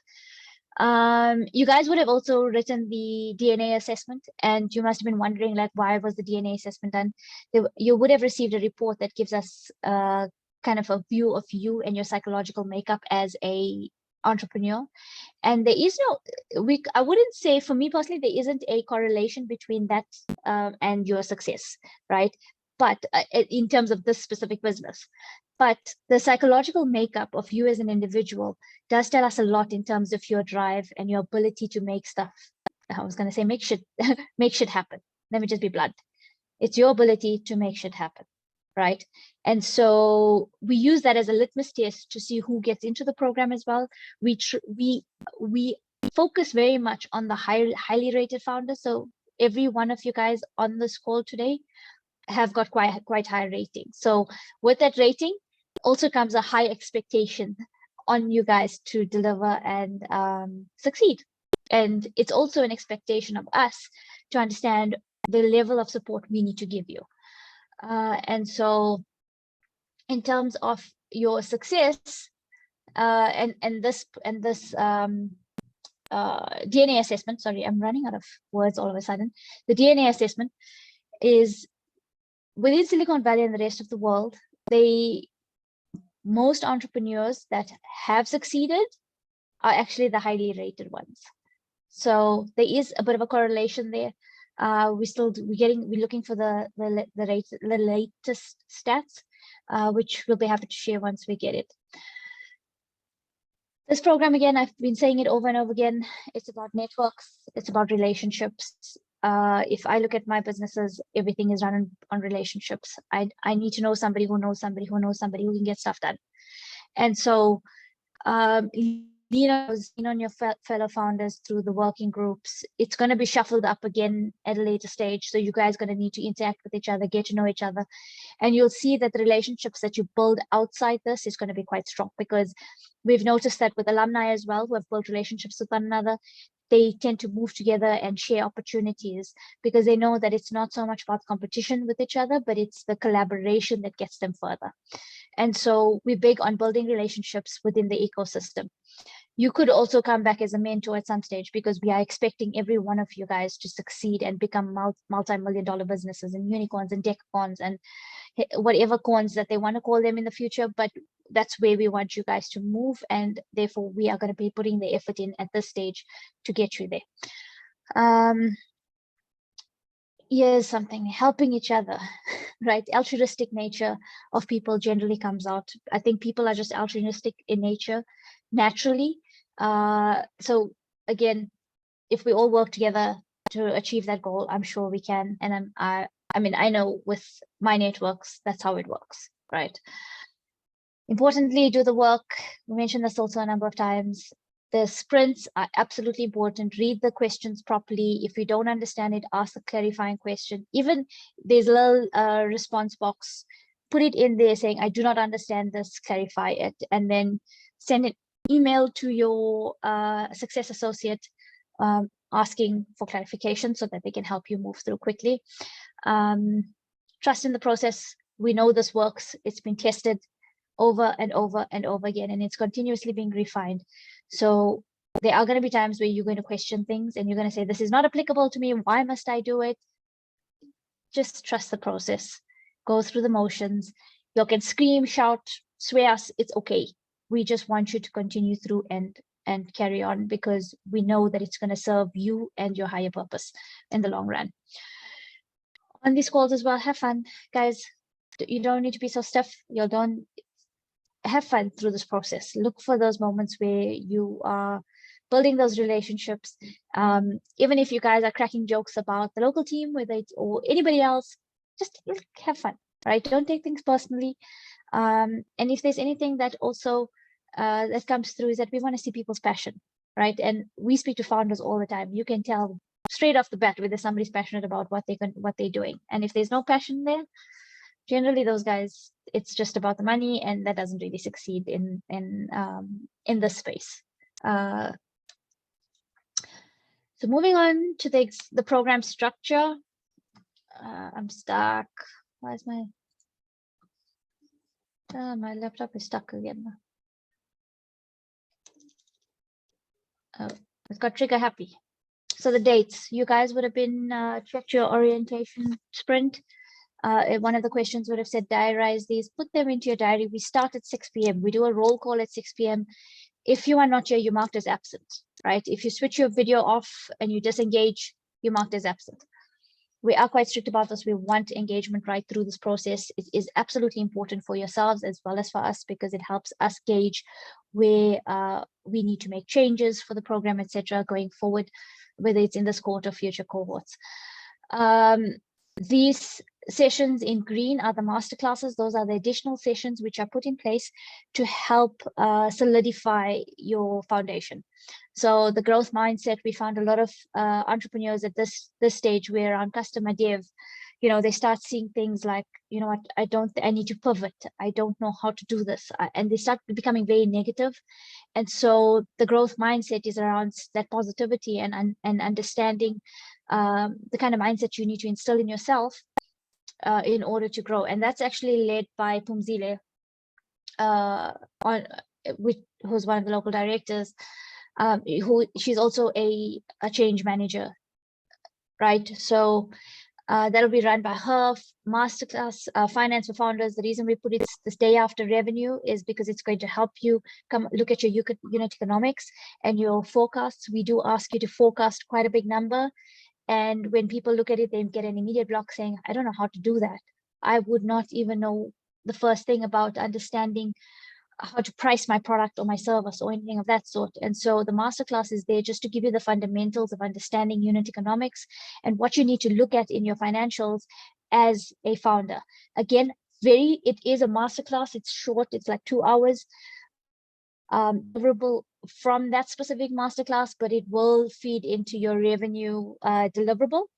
And so that's quite important for you to know, because this is where a lot of people trip up and they kind of they have this block because they just don't like finances. They don't like looking at the finances. They don't want to talk about the numbers because they feel they're shitty at math. Sorry for my language, but that's what it is.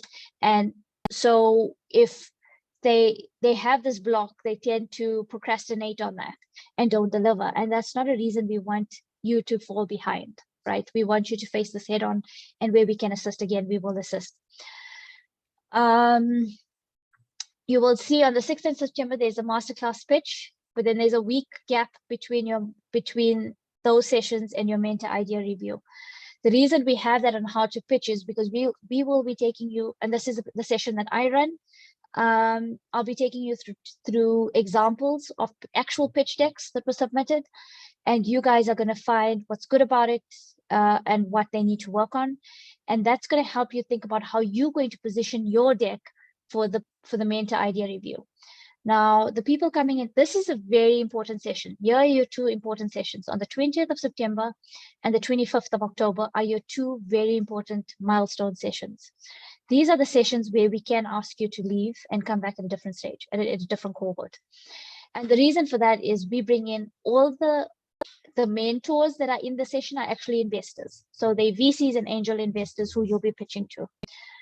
And this is where they come in and they already start earmarking people. So they are going to, there's another point where they've already earmarked you prior to this session. You guys would have completed your one-page overview of your businesses. That is going to go to the mentors as well as the investors that are coming on board for this cohort. And they are going to look at it and they're going to say, these are the people we want to work with. And they're going to earmark you guys and they're going to ask you questions. And you're not going to know that you're earmarked. But they will start engaging with you all and they're going to be asking you all the tough questions. And so this masterclass here is to prep you all for that, for these 2 sessions, right?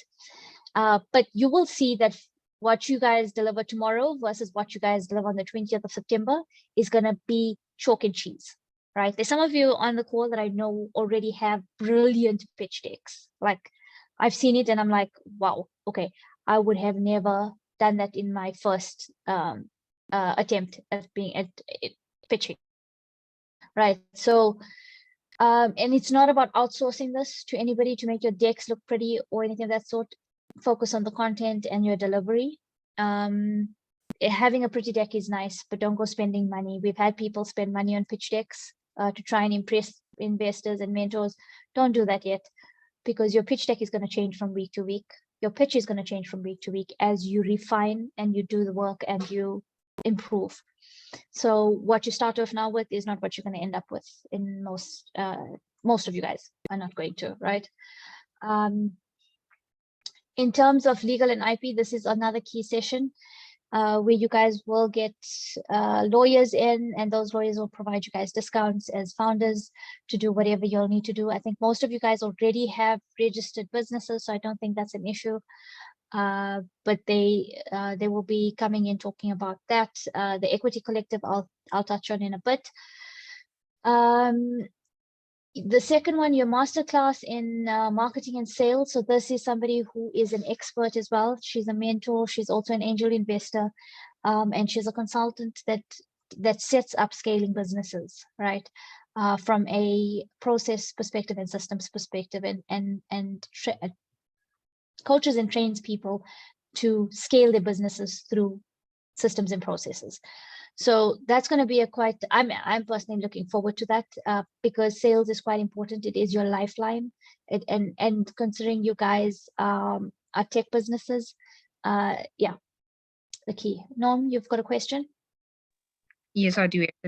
I just wanted to ask, so you mentioned about the mental ID reviews that they look at the summary of the business profile that we currently have so far, right? But I found that in more conversations that I have, the more I am able to then better conceptualize the idea of what the business is. So are those business profiles editable throughout the program where you can go back and refine what you say? Yes, 100%. I was just about to say that. Profiles is a living document. It is not a, as things change, feel free and update them because I do share them with investors already in the first week. So by this Friday, I've got to send them a deck. So by Thursday, I'll check it, and probably Thursday night, I will send it out to all the mentors as well as the investors to gauge their interest in businesses, right? So that's quite important. It's actually a very important deck, and they do expect you to be changing that profile. And we want you to also keep it as a working profile, simply because once you graduate, when you guys graduate, it's going to go into the alumni deck. And that's going to be, the alumni deck is where it's a summary of everybody's things. And it's also your responsibility to make sure that that is changed as things change in your business.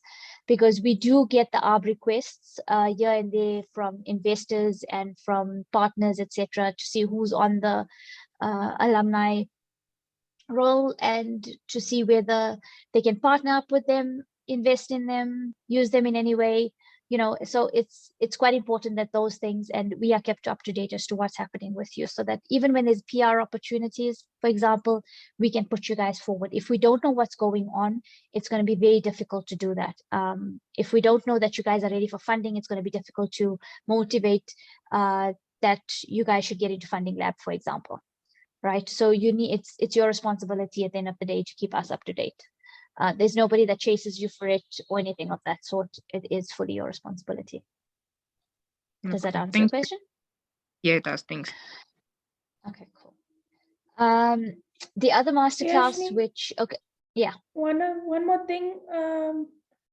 There's a different dates for due assignments. So orientation is due tomorrow, but and then vision is due next week. Next week, yes. So y'all would have seen that. I'll touch on that in a bit after I've touched on the master classes here quickly. So with equity and funding, it's a diluted view of equity and funding. It's not like a full-blown view, but it is. These are 5 investors already that have come in and confirmed themselves to be part of this session. So they are going to give their views on how you should be prepping for equity and funding. And so that's quite an important session as well. And that's one of my favorite sessions, actually. And then talent and demand management, that's the other thing that comes up, is that people don't know how to hire people in or train them or anything of that sort. And so that masterclass is more around giving you the conceptualization of how to go about doing that, and tips and tricks, and etc. etc. That one will be run by Lily and Pumzile. So I'm also looking forward to that one, because I do struggle as well finding quality people to work for me. Maybe I'm just a cheapskate. I don't know. I really don't know. But when you're bootstrapping, I don't think you so. have to make a plan. You have to make a plan, right? So it's yeah, talent demand management. When you're working for corporate is a different story, because then you don't have to worry about who's paying the bill. But when you're paying the bill and you're working on a shoestring budget, that's quite important. Dipti did mention the due dates. You will find that tomorrow your orientation sprint is due. It should take you about 2 to 3 hours to do, plus minus, because it's not that in depth. But in terms of every other one, you will get 1 week to provide your deliverable, deliver your sprint. If you are done beforehand and you'd like it checked, please just drop your success associate an email saying, I'm done with it. If you've got a chance, can you please check it and just tell me what to fix? Keep in mind that the schedule is, because we expect it all to be done by 6 p.m. The next session, have it done, because at 6 p.m. the success associates will go into your profiles and they will start checking your work while you are in session. So hopefully by the time you're out of session, or by the next morning, you will get feedback on your assignments. Come on, stop saying on your sprints, right? And there'll be certain things where you'll just need to adjust, or you'll need to answer queries on, and just take a few hours, not a few hours. Do it as quickly as you can, because you don't want it to encroach into your next week's deliverable. That can happen very easily if you just leave things for the last minute. Where there are 2-week gaps, do not wait for the 2-week gap. Finish it as soon as you can. Where you've got your gap for there is a reason why we have a 2-week gap to mentor idea review from branding and design, is because we need you to be preparing and practicing your pitches with your working groups, with other people, with the local leaders. Practice is very important. So your delivery of these, and Hamza is smiling because he knows what they went through in the last one, and how, yeah, people, what they experienced. And a lot of people had left it for the last minute and really got burnt badly. So, you know, it's not a nice space to be if you come in unprepared. So take a lot of time on those, and it may feel like a bit of a breathing break. It's not. Don't treat it as that at all, please. You're going to be doing yourself a disservice, and you are going to feel even more exhausted when you have to catch up. So every week the agendas will be as follows. We'll always start off with the welcomes, etc. And before even the hot seats start, each of the presidents, which you guys should have already elected, and there would be a president and a vice president, and all that will be covered again in a bit, will give an update of what's happened in the what's happened in the week, and if there's any issues that we need to be aware of, etc. And that person's kind of also a check-in for us, right? To see whether things are going okay, and is there anything that we need to worry about or intervene with. But for the most part, it's more around the leadership of each of those groups and people being carried through the journey, right? Or rather pushing themselves through this journey. Once we are done with that, we're going to jump into hot seats, and this is going to be, it's randomized by us in the back end. And so you will not be given a heads up that you will be pitching. So everybody has to be prepared to pitch every single week, right? And so at the beginning of the session, and Jacobus will run these sessions every week. He is the weekly host. He will tell you guys up front when he starts the session who's going to be called up to pitch. So be prepared. If you are not available, you get a 1 or a 0 on your pitch, and it is a missed session, and that's a problem. So be very diligent about that as well, and be always prepared to pitch no matter where you are, because you can be called out of the blue. And the reason we do that, again, you might meet somebody in you know, the infamous one, the elevator pitch. We want to prepare you for that elevator moment. And so if we wake you up at 3 o'clock in the morning and ask you for your 1-minute pitch, you should be able to give it to us quite succinctly. Once that's done, we're going to mentor talks. We invite between 3 and 5 mentors a week. They all do micro presentations on a specific topic from their perspective. Now, each of these entrepreneurs comes from different backgrounds. They would be business owners themselves. They would be advisors. They could be sitting on boards. They could be investors. So they come from very, very diverse backgrounds, and they will give you views on a specific topic from their point of view and their experience, right? So we try not to get into theory of things. They do touch on certain theories, which is kind of universal and is the foundation of what you'll be building on. But what we want you guys to do is actually prepare beforehand for the mentor Q&A.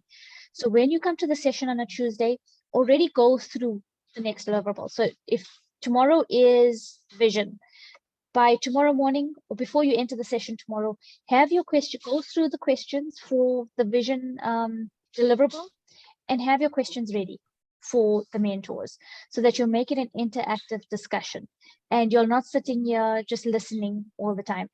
The value comes, a lot of the value comes out of the Q&A session. And keep in mind, no question is a stupid question, right? You are not treated as an idiot or anything of that sort. It doesn't matter what your question is, ask it.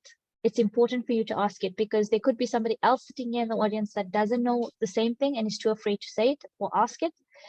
That happens a lot. And then they'll come to me like on the back end, I don't know about this and I don't know about that. And I'm like, but you should have asked that in the Q&A session, because the local leaders as well as the mentors will answer you in those.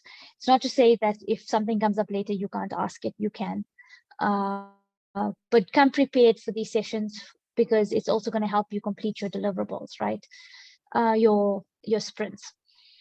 And then once the Q&A session's over, we generally do have a post-social session. If it was in person, we'd probably go to the nearest pub or restaurant and have a few drinks or whatever, just to socialize and get to know each other. We do this currently. We do it on Air Meet, but there's been an issue with Air Meet lately. So what we'll do is we'll stay in the session, and we can create breakout rooms for people if need be. But you can, we'll keep it open for open discussions. And it doesn't have to be specific to deliverables or anything of that sort. It's a social to get to know each other. So even if that's for half an hour after the session, please get engaged so that those relationships are built. So for some people, it is a bit of a challenge, but we do encourage it with everybody. Your hot seat ratings. Okay, you would have seen there's one number missing on here, and there's a reason for that. Is because nobody sits on the fence. You are rated 1, 2, 4, 5. 3 is we don't ever do 3s. We don't allow our mentors to sit on 3s. We don't allow our investors to sit on 3s. We don't allow you to sit on 3s, right? So it's either you're good or you're bad. Right?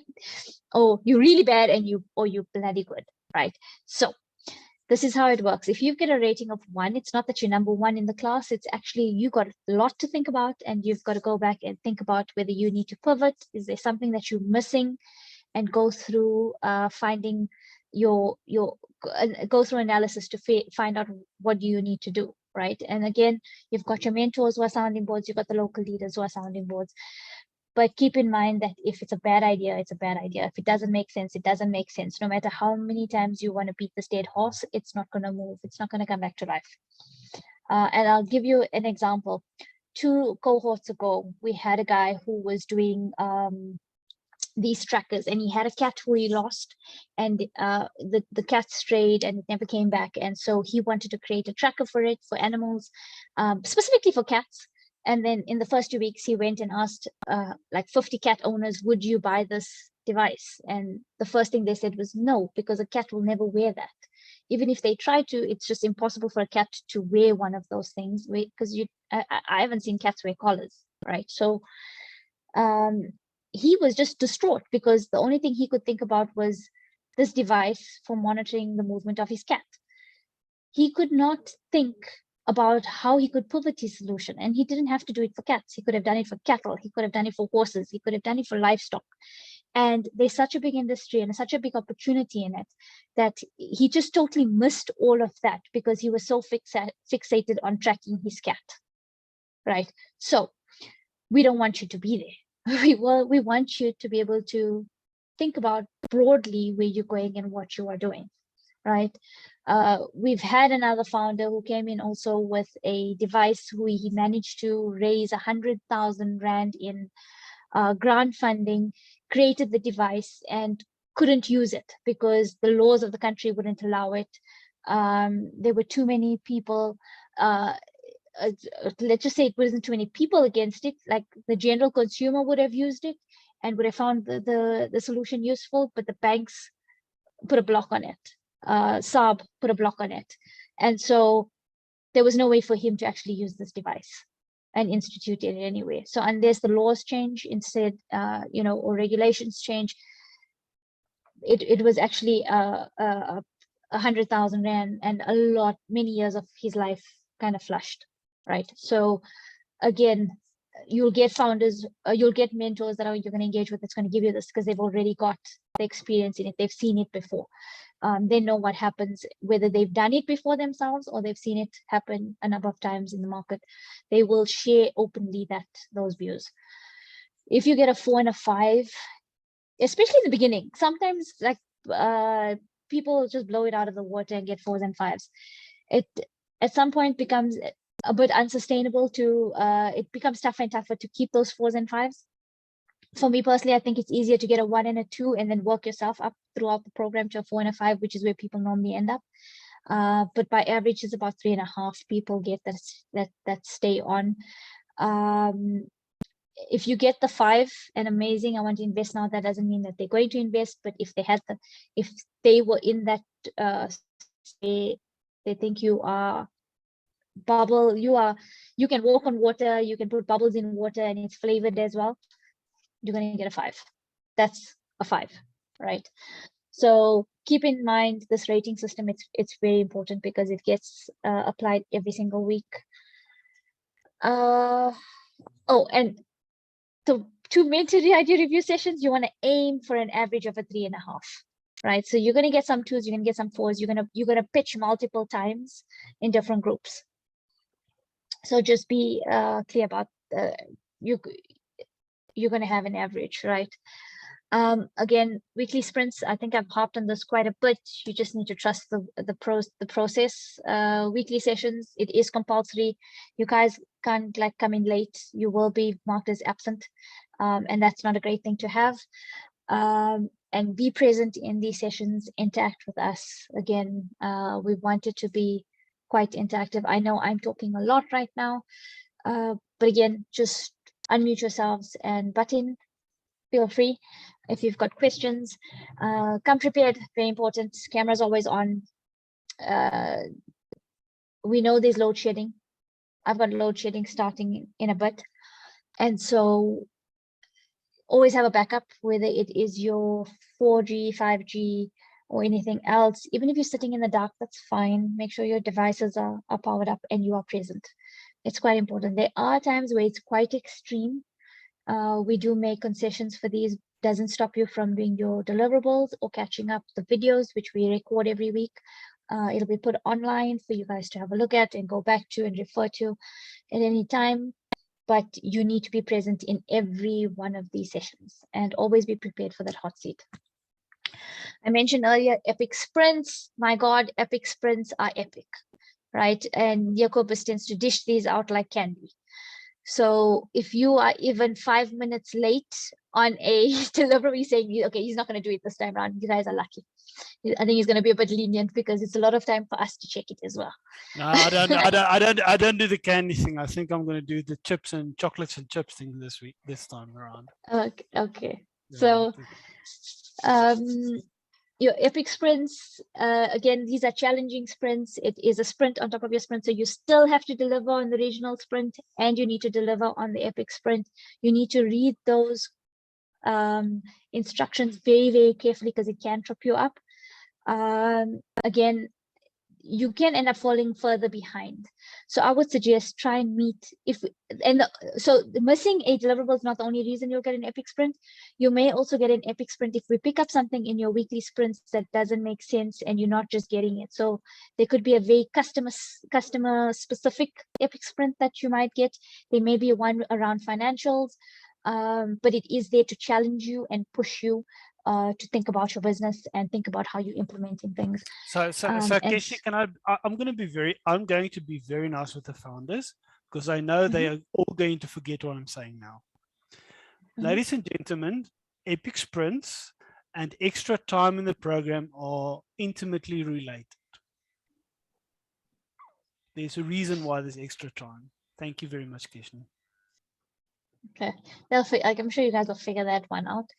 But yeah, I've had founders phone me and like lose their mind on the epic sprints, and I'm like, well, I can't do anything about it. You have to do once it's issued, and Silicon Valley does check up on that as well. So they actually look forward to see how many people get epic sprints. Again, from our side, we try not to because we have a lot of we have our success. Everybody is on. I think we're one of the very few chapters that check every single question that you guys answer. So we try. By the time we're done with you, there's a very high likelihood you won't get an epic sprint, but it's not like you never will. Office hours. This is quite important, guys. Office hours, you'll go into the system. Mentors do set up office hours. I usually ask them to set it up just before the session starts or directly after the session is done so that you guys can sit down with them. It is a first come, first served basis because they have limited time. And now office hours, you have to go in very, very prepared because those office hours can be 15 minutes, it can be 20 minutes, it can be half an hour, right? It can be a one-on-one session or it can be group sessions. So for example, branding, Dana, who does branding, she takes on group sessions because she knows the pattern and the questions that are generally being asked. So she'll have a group session where founders can go in and ask her about branding and how to go about building their personal brands as well as their business brands, how to set up things from a branding and marketing perspective, etc. So she sets up group sessions. Whereas, for example, any of the investors that come in, Bade is one of the very active investors. Sony is another becoming a very active investor. Dimitri is also a very active investor and he's very involved. They make a lot of time open to help founders, especially those that they want to work with with the intention to invest in at a later stage. So they make time available. So when you go in, prepare, send them an email before the session, confirming the date and the time. Make sure if it's a different time zone, some of our mentors are in different time zones and some of you guys are in different time zones to South Africa. Make sure you get your time zone right, please, because if you miss a session, that's a problem, right? It gets logged as a missed session, and that's automatically, you look at it as kind of a demerit. I don't like saying that, but it is. And so these things are quite important. You need to be on it all the time. Dipti, you have a question? There's two questions in the chat box. Number one is example of an epic sprint, and two, who sets up the office hours? Okay, so the epic sprint, Jacobus, can you pull up an example of an epic sprint to show them in a bit? Okay, so there's a couple of epic sprints. It depends on exactly what the problem is. But for example, a customer interview one. So for example, we want you to go out. You didn't come up. You're struggling. Your customer interviews is not good. So we're going to tell you to do 20 customer interviews. If you're B2C, if you're B2B, we want you to do 30 customer interviews, and that's in 3 days' time. And then there's certain requirements around those customer interviews and how the data needs to be collated, and you need to come to a conclusion at the end of it. Generally, this one has a 1,500 word report that you need to give us in terms of what you've learned from those customer interviews. And so again, and these ones, and this needs to be done in 3 days. So if you're looking at 30 customers you need to interview in 3 days plus collate the reports, etc., that's a lot of work, right? But again, it's work on your business, it's work on validating your problem and understanding whether there is your solution makes sense, or whether you're coming up with the right solution, or you need to come up with a new solution. No, this one is rated as 25 hours. Yeah, so that's alone 25 hours just alone on your epic sprint. That's a lot of time, right? And often if it's a B2B customer, sometimes it's almost near impossible to get time with business clients to do those interviews. On the second one is the office hours. So what happens again, the mentors will set up time in their diaries on the system. So you will see on the system who's open. Lily, when you're doing the demo, which is coming in a bit, will you show them where to go and find all the mentors as well, right? Yeah, I'm gonna show them how to do set up their office hours as well. Yeah. Okay. Perfect. So there may be a mentor you want to speak to that hasn't set up office hours. Let me know who that mentor is. I'll reach out to them. Most mentors are comfortable with me sharing their phone numbers, but in the past, founders have been pestering mentors at the oddest hours, which is like, I'm the only person allowed to do that on this program. I'll be blunt, because I coordinate and I've had the relationship with the mentors. They're more than happy to answer my questions at 2 o'clock in the morning. They are not happy when they've got 20 other people from our cohorts contacting them. They do not mind being contacted though. So we'll provide their emails when they're online. They will also give their phone numbers, but be very vigilant of when you contact them, and make sure you are always prepared for your sessions, and they are prepared. So they don't know who you are, and the reason for your one pager, again, keep a copy of it, send it to them beforehand, send them even a video of your pitch or an introductory, so that they can orientate themselves as to who you are, what you're doing, your business, and why you want to have office hours with them. That will help them prepare for the session. Again, because it's very short, a lot of things to get into that very short space of time. Yeah, yes, I just want to emphasize this again. Ladies and gentlemen, remember your mentors are professional business people, and approach them like you would any customer and any supplier in any other professional contact. Do not assume, and like Keshni says, do not phone them in the middle of the night and expect them to answer.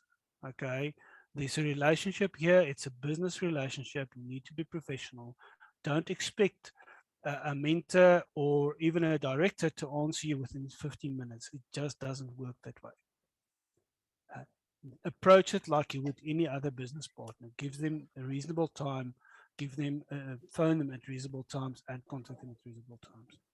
Okay, it is very, very important, because you do not want to screw up the relationship with the mentors now. Those people can make or break your business in the future. Thank you, Keshni. Also, in terms of, sorry, Dipti, I'm going to give you a second now. Just give me 1 second.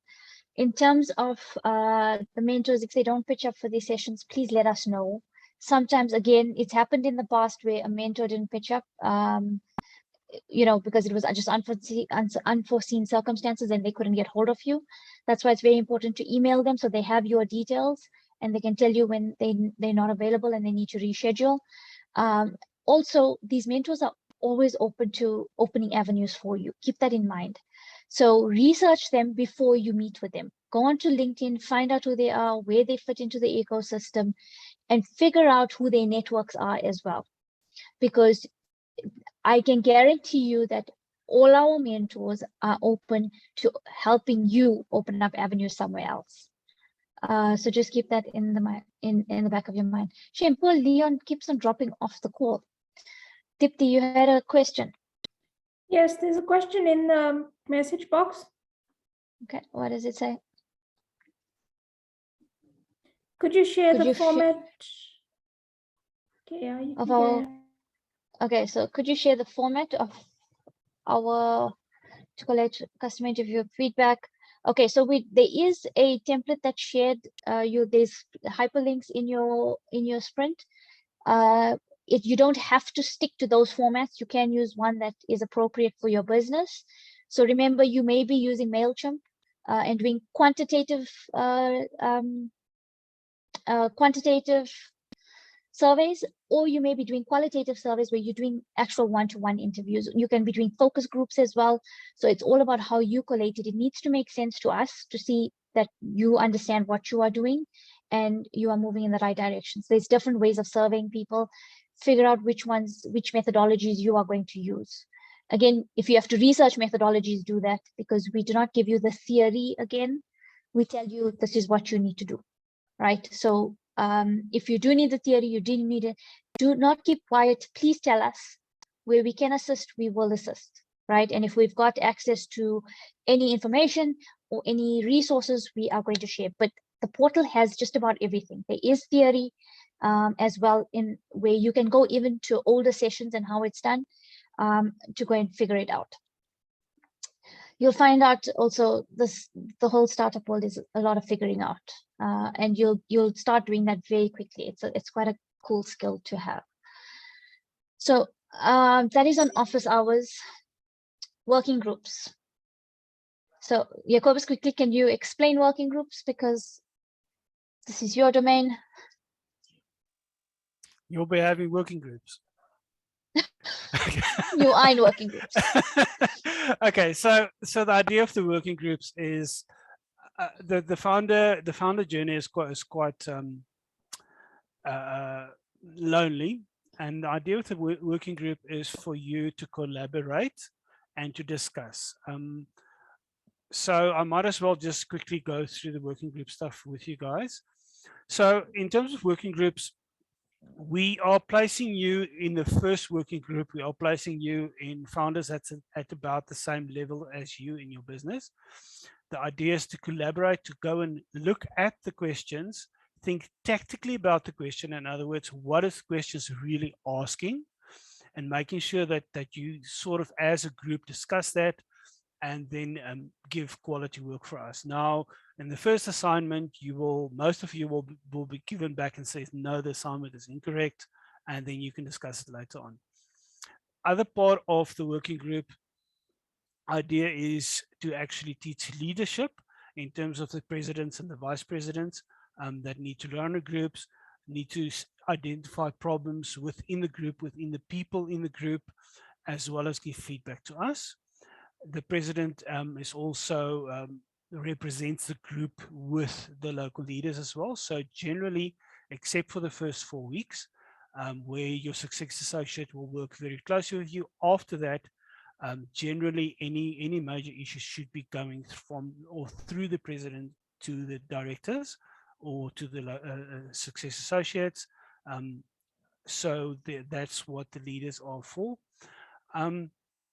Other than that, whatever you guys want to do within the group, it is really up to the president to decide what gets done in the group. I, for example, and I'm not sure, Lily, I think you guys did it as well. We used to do practice sessions for our presentations we did every week. We did in the group. We did feedback sessions. We did it. We did So the those same. are the type of things that we did in the group. So those groups are just support network that you have that is outside of us. Remember that when you deal with Keshni or any of the leaders, including the mentors, everything that you do with us are evaluated. Everything. Okay. In every interaction that you have with me, with Keshni, with Lily, affects you. This is a chance for you to do things that is not evaluated by us. Okay, so use it effectively. Those people have experiences that you don't have. They can help you. Most of the times, the feedback you're going to get from your team members are going to be the same as the feedback you're going to get from the mentors. The only difference is there is no risk involved in that. I think that's about it. That for that side.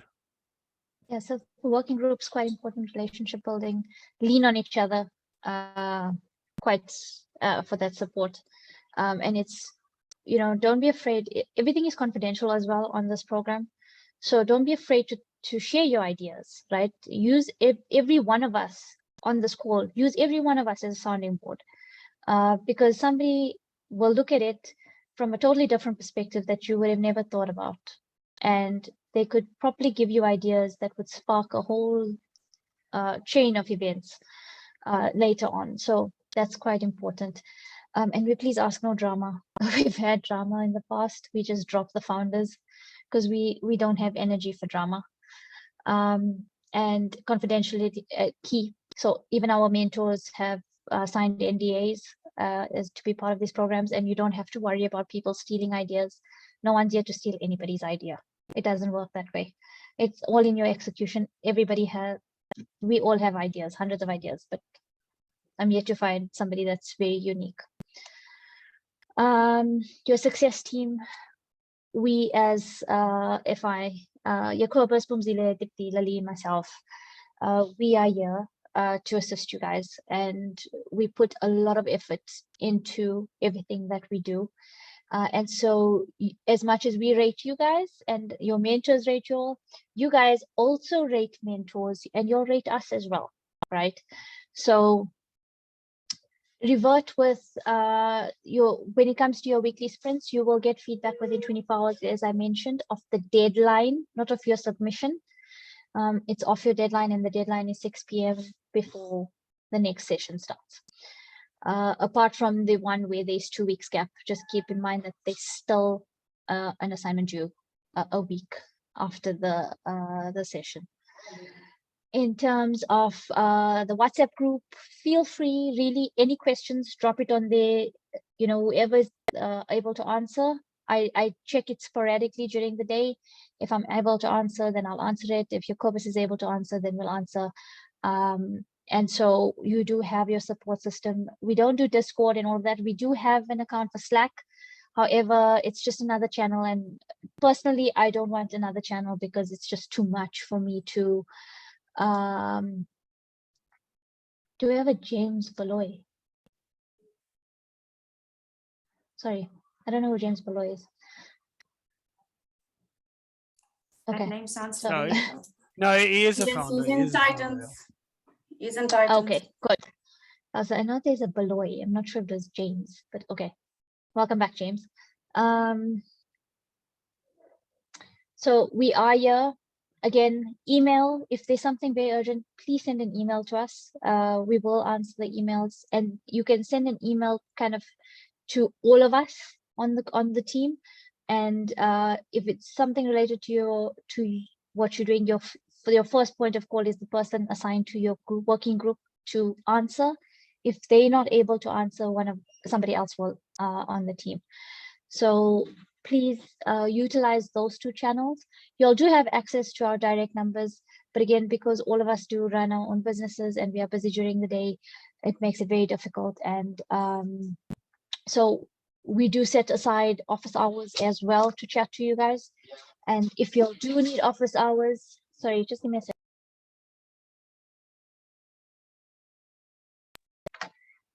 Apologies. I had to tell my husband and my son to mute themselves. But yeah, so in terms of communicating with us, you do have our numbers, but again, just be cognizant that there are times that we can assist and we can't. In terms of your weekly sprints and stuff like that, emails first. You've got the office hours. If somebody is willing to do ad hoc meetings, etc., that's up to them. That's a personal choice. But if you need a meeting, send the request and we will set up the time. There's always that option of saying, I need a meeting. Can you give me a slot? And we will open up a slot and you book it on the system and we'll track it so and in that manner.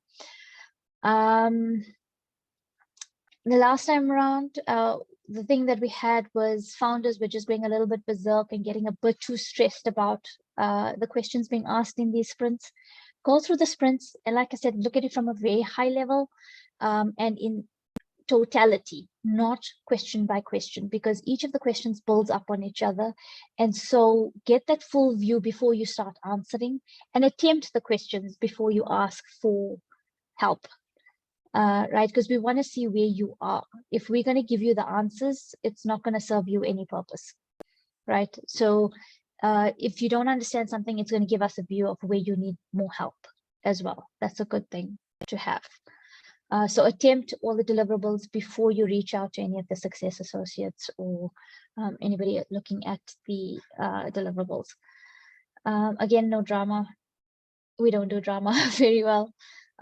But we are quite entertaining like that otherwise. In terms of dedicated mentors, so FI South Africa is the only one that has dedicated mentors to founders. And again, this is where your one pager comes into play. Your one pager tells us, we share that, or we share it with mentors, and the mentors will decide if they've got capacity, they're going to take on somebody. It's not to say that every single person will get a dedicated mentor. Again, you're going to be selling yourself. So that one pager is you selling yourself and your idea to a mentor, right? So if you go onto the list of mentors on the website, you will see who I distribute it to, and they will come in and say, I want to work with founders, these founders. And often I get mentors who want to mentor multiple founders. So it's not to say that there's going to be a lack of it, but you do need to sell yourself. And these mentors are only going to be dedicated to you after the first mentor idea review. And the reason for that is by that point, most likely we'll have half a cohort left. But again, depending on you, we are pushing for keeping all of y'all and graduating you guys. That's where we start off. And I want to see that happen. But again, natural attrition tends to push it that way. In terms of, sorry, hold on 2 seconds.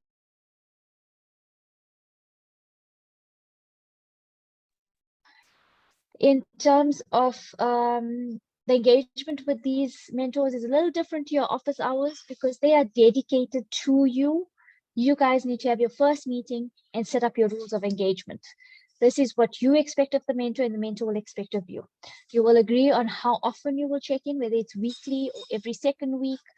What is expected out of that interaction. It's like having a normal mentor agreement, right? If you had to hire a mentor or engage with a mentor outside FI on a basis, it's the kind of things you'd go through. Again, they are respectful of your time. Please be respectful of theirs as well. So it works both ways. And I'm sure you guys are always respectful of others' times, but it's because it's been an issue in the past, we felt we had to share that. They do not look at your weekly sprints, so they do not see the questions. They do not know what you're delivering on. You are more than welcome to take it to them and say, listen, this is where I'm struggling. How do you think I should be thinking about a specific aspect, for example, right? So nothing stops you from doing that, but they do not check your weekly sprints. They are acting as business mentors to you, and they are there to act as that one stable person throughout the process for you. So if they get dedicated to you from the mentor idea, post mentor idea review till the end is where they will be with you every single step of the way. All right. Again, you guys will give mentors ratings. After every session, you will give them a rating 1, 2, 4, 5. And well, actually theirs goes up to 10. Theirs doesn't go up to 5, theirs goes up to 10. And so it's quite important that you all are you know, on top of that as well, because it gives us a view of whether you found value in a mentor or not. And if a mentor rates on average below a 7.5, they automatically get dropped. So 7.5 out of 10. We only keep mentors on board that have been rated 7.5 and above. So I would say 8 to 10. Right. I think the highest rated mentor is about a 9.4 on our list. But generally most of them that are there are averaging about 8.5 to 9. In terms of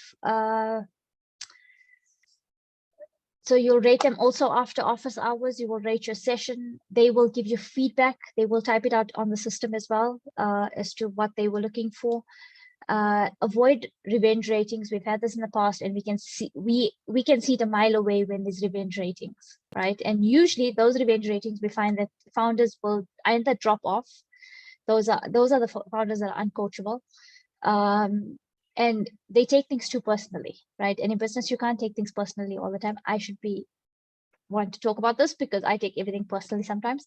But at the end of the day, it's really not personal. So try and avoid the revenge ratings. They're there to assist you. They're giving you different points of view. They're not there to just agree with you, right?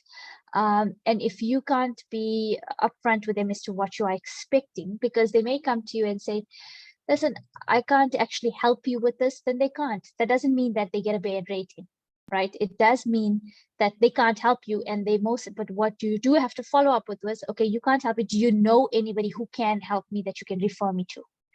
And when it comes to mentors, if you think there's somebody out there that's not a mentor on FI and should be a mentor, please send them my way. I'm happy to interview them and bring them on board. We do not bring on consultants. Apart from our lawyers and accountants, we don't have consultants on board because consultants just sell, right? We want people who run businesses. That's what we want, because that's what you'll need, is to save yourself the time and headache and shortcut a lot of the things. You will also rate us as local leaders.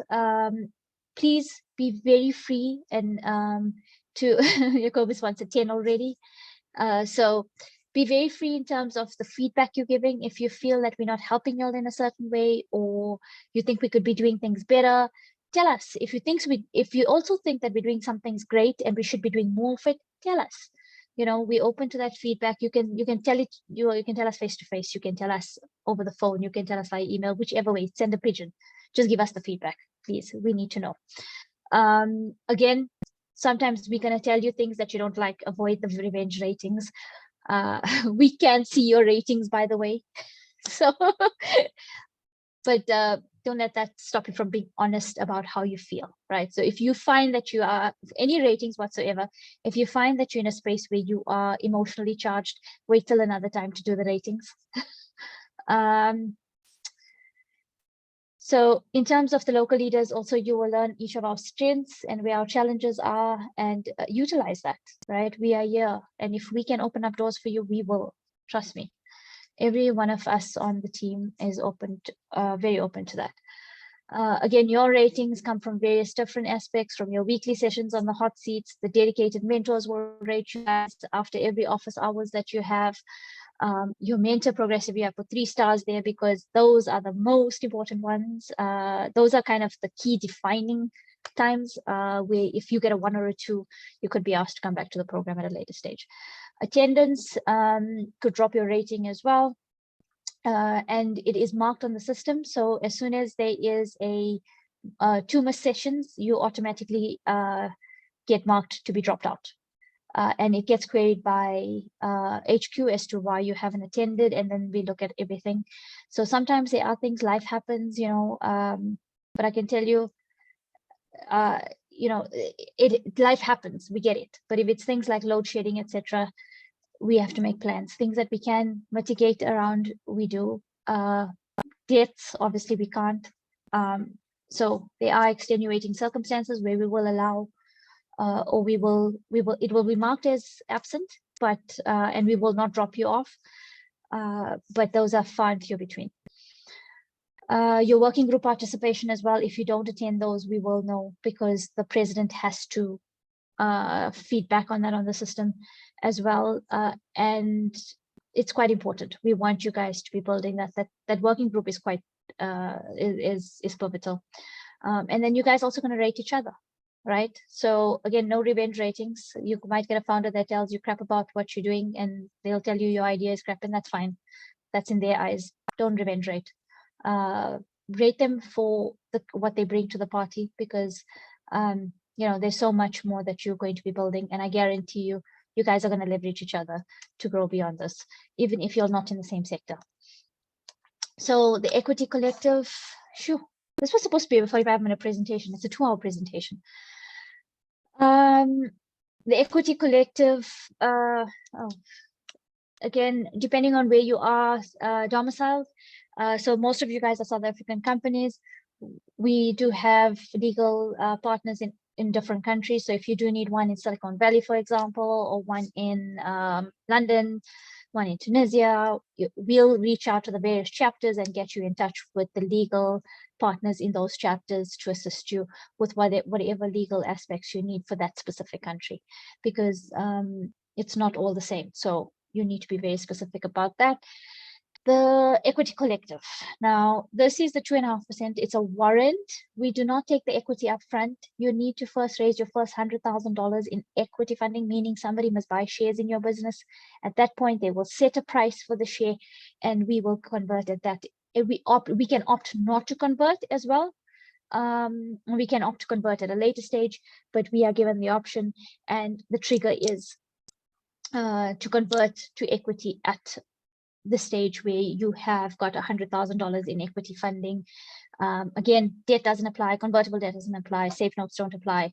And we've seen many founders use these other instruments to raise debt and raise funding without having triggered the warrant for many years, right? So the reason for the warrant, and you'll see once we actually trigger it, and it's now equity sitting in your business, when there is a liquidity event, FI may choose to exit, and at that point they will take the difference between the share price, and the payout for that would go to be split between mentors, the local leaders, and HQ.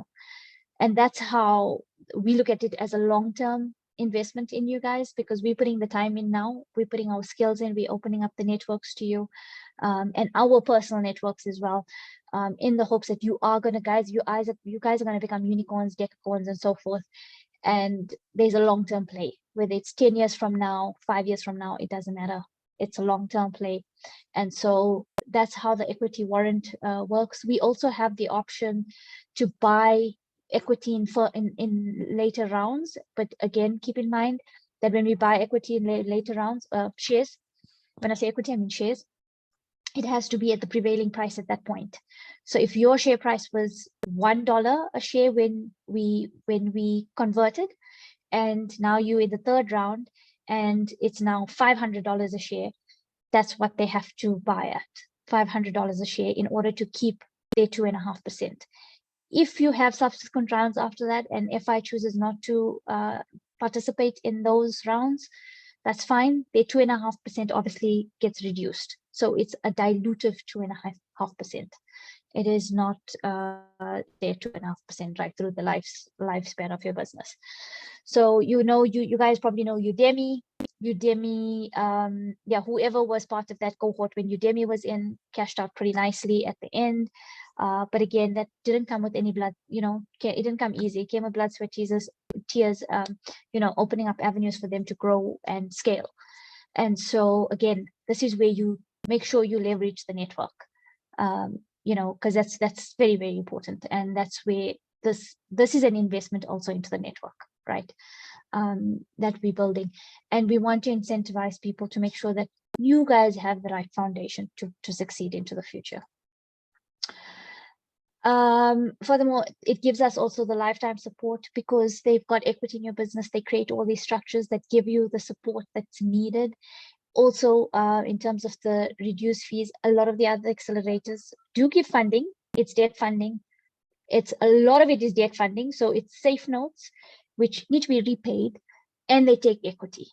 So because people don't understand the difference between all these arrangements, they tend to think they rather go for a Techstars or Y Combinator, not realizing that they still have to pay back the debt, plus they've given away equity, right? And so that's the difference between us and other accelerators. And so also with the fees, we're trying to reduce the fees even further. We're probably never going to make it zero, because we want people to invest in themselves.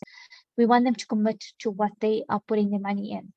And so as far as we can reduce fees, we have brought it down quite considerably in the current cohort.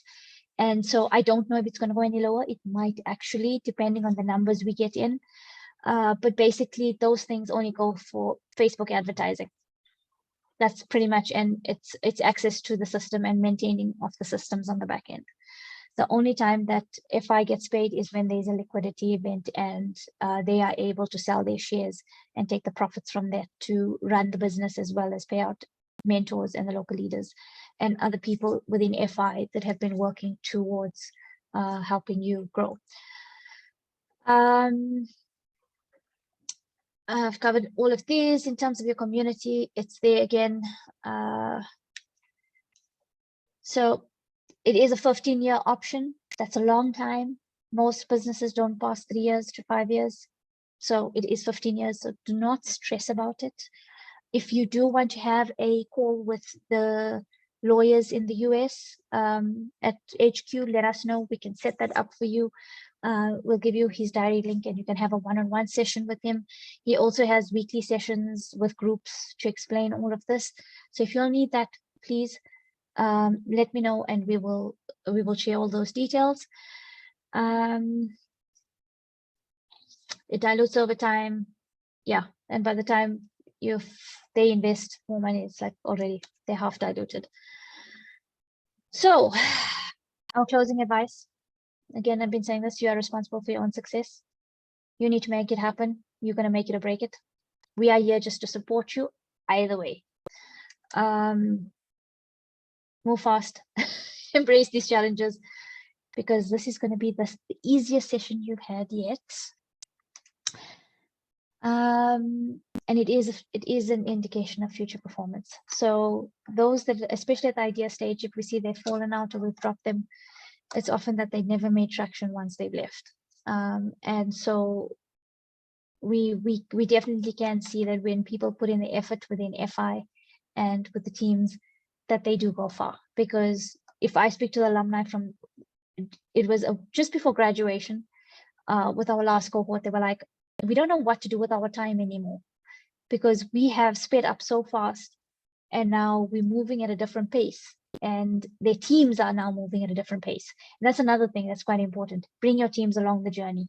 If you have the teams, like, go through the sprints with them. Have them involved in it in the back end. If you've got co-founders, make sure you bring them along the journey. Yeah, and being an FI alumni is actually quite a privilege. And I can tell you, I will tell you on your graduation day, it's like earning a PhD in startups and running a startup. I'll kid you not. So before we move on to onto the next bit, are there any questions? No? No, all good. All good? Yeah. Okay, good. Yes. Actually, I do have a question. So the president has to email the FI, the president of the working group has to email the FI before 9 a.m. or p.m. tomorrow. 9 a.m. 9 a.m. Okay. So I think I got an email from Jacobus by mistake telling me to add that we are in the comments and asking me to add him in the comments working group, in the comments group on WhatsApp or something. We're not in comments. I'm not in comments, Jacobus. I'm in Titans. So I got that email by mistake, I think. Yeah, no, it shouldn't have gone to you. I don't know why the system. Yeah, maybe you should send it to the comments. Thank you for bringing that to our Yeah, attention. you're entitled, yeah. Cool. So just double check everything. Errors do happen. We get that.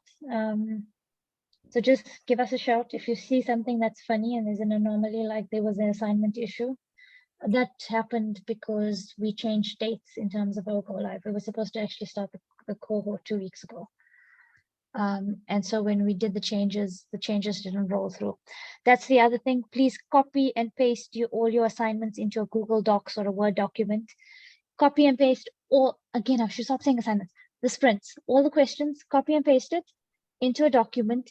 Do it on your local drive, and then when you're ready to upload everything, and then make sure it's saved. Once you've saved it, go out of the system, come back in and make sure it's there, because we've had issues where the system doesn't update and then people have lost all their work and have to start from scratch and end up getting epic sprints.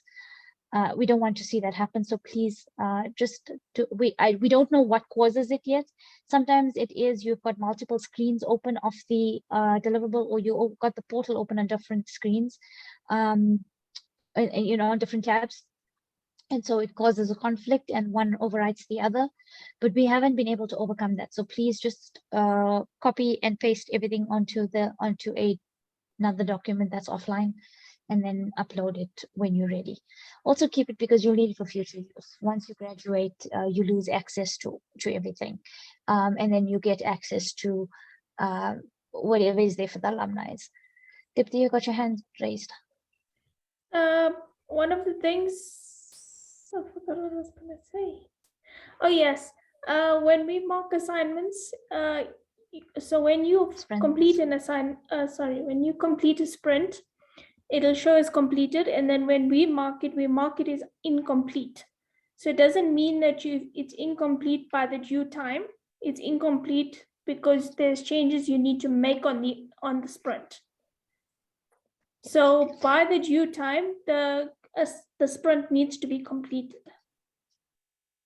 Yeah, so you'll see after 6 p.m. on the Tuesday, if everything is okay by the next day, within 24 hours, it will stay complete, but you will, if there is something that has to be changed, it will be marked as incomplete. An email will be automatically triggered to you to have a look at it with the feedback on there, and then just go in, you'll scroll right to the bottom to get the director feedback, and you can just action that or ask them more questions for clarification, but expect that within 24 hours. So for now, I'm going to hand over to Lily, who's going to quickly take you all through the system and just get you all familiar. We generally don't do a systems walkthrough. We expect you all to do this yourselves, but this is just to short circuit all the questions we expect tomorrow. And so we do apologize for going over time right now, but we rather take the time now to make sure you'll know what's expected from this perspective, because it can get quite overwhelming. So Lily, are you on the call still, or did you fall off? There's 3 people who fell off. I'm here. All right. Okay, so I'm going to stop sharing, and you can take over. Thank you, Kesh. Thank you, Kesh. Hi, everybody. So I'm getting the tired minds. I think that was a lot. I think everybody, if you could just, just shake a little bit, just so that you wake up, so that I'm talking to human beings who are still a little bit awake. I know it's a lot, just get up and just like shake yourselves. I'm going to try and, keep it. Yeah, get up, stretch, guys. It's been a lot. Like I've been busy with my neck here. I'm going to try and keep it as short as possible. If you do have questions, please, I will ask it after every screen, after every tab. I will ask if you've got questions, and do raise your hands, because I won't be able to, just raise your hand or just open your mic. Actually, that would be easiest, right? So that we can move through this fast and get you guys resting, because honestly, as Kesh said, it's going to be a very fast-paced next 4 months, but you can do it. You can do it. It's possible. You're going to do it. And I want to say just to encourage you all that it's never over until it's over. Okay. So keep pushing. Don't get discouraged. The key here is to take feedback and work on it. Some days are not going to feel good. Some days you're going to walk out of the sessions feeling like, damn, they went for me. Okay. That's okay. That's okay. Try to after every session, just try to, unpack it and say, okay, this is the feedback I got, but what can I learn from it? All right. If you approach it like that, then you're just going to win till the end. And like I said, it's not over until it's over. Even if you get like a 1-2 rating in a hot seat or whatever, trust me, that's actually the best thing that could happen to you. I think, Yoko, as you don't remember from my first mentor review, I think they went for me. It was, and I bounced back from that. Like that actually made me, it helped me a lot. So that's all I'm going to say. I think everybody's stretched, guys. You guys are good. I'm going to continue. Yeah. Yeah, we all need a stretch but thank you, Kesh. That was quite a lot of information. And you guys are lucky to get that. We don't even get half of what is being shown here. So let me take you guys through the walkthrough. I'm going to share my screen now. All right. And then we will begin. Sazi, I want to say thank you for allowing me to use your account for this. I have to get permission first before I can actually show people this. So, all right, you guys should tell me once you can see my screen. Let me know. Good. Yep. All righty. Good. Okay. Okay. So as you can all see, guys, this is where everybody's got the same dashboard. This is where you're all working, right? And it's showing you the program based on a weekly basis all the way to week 19 there, right? Well, some of the sessions are actually session 19. Some of the weeks we've got 2 sessions, all right? And I'm going to show you the most important things that you need to know. You must go and bookmark these so that it's just easier to navigate. This is where you'll always land once you log in and everything. And once you get in, we spoke about scheduling office hours. I will get to there later. Let me just show you the most important things. The first thing you will do is you will look at this section. This is the most important, this section here. Upcoming pending tasks, okay? You've got your current deliverable there and it will tell you when it's due, how many days you have left. So that's the most important. And then you also look at these because it will tell you what is missing. Some of the information here, like here, it's relating to your profile. So you must always make sure that's up to date, right? So make sure you tick off those tasks. This means that your company description in the profile is missing. You have to go complete it and it's due in 7 days. If you open a current deliverable, it will take you to the deliverable, just like you would click here, it will take you to the deliverable orientation, okay? So if you go there, it's just gonna open up and take you to the deliverable that you're supposed to do. You guys can still see my screen, right? Good. Yeah. So that's what it's going to do. It's very simple, and the same way you can also access it here. It tells you the date. If you want to see the dates, the times, submission due dates, you go here. So today we have in the session, and you can see when the deliverable, when the sprint is due. It will tell you, as you can see there, sorry, the session date, and the other due is when your sprint is due, okay? So pay attention to those 2 dates. Those are the most important dates.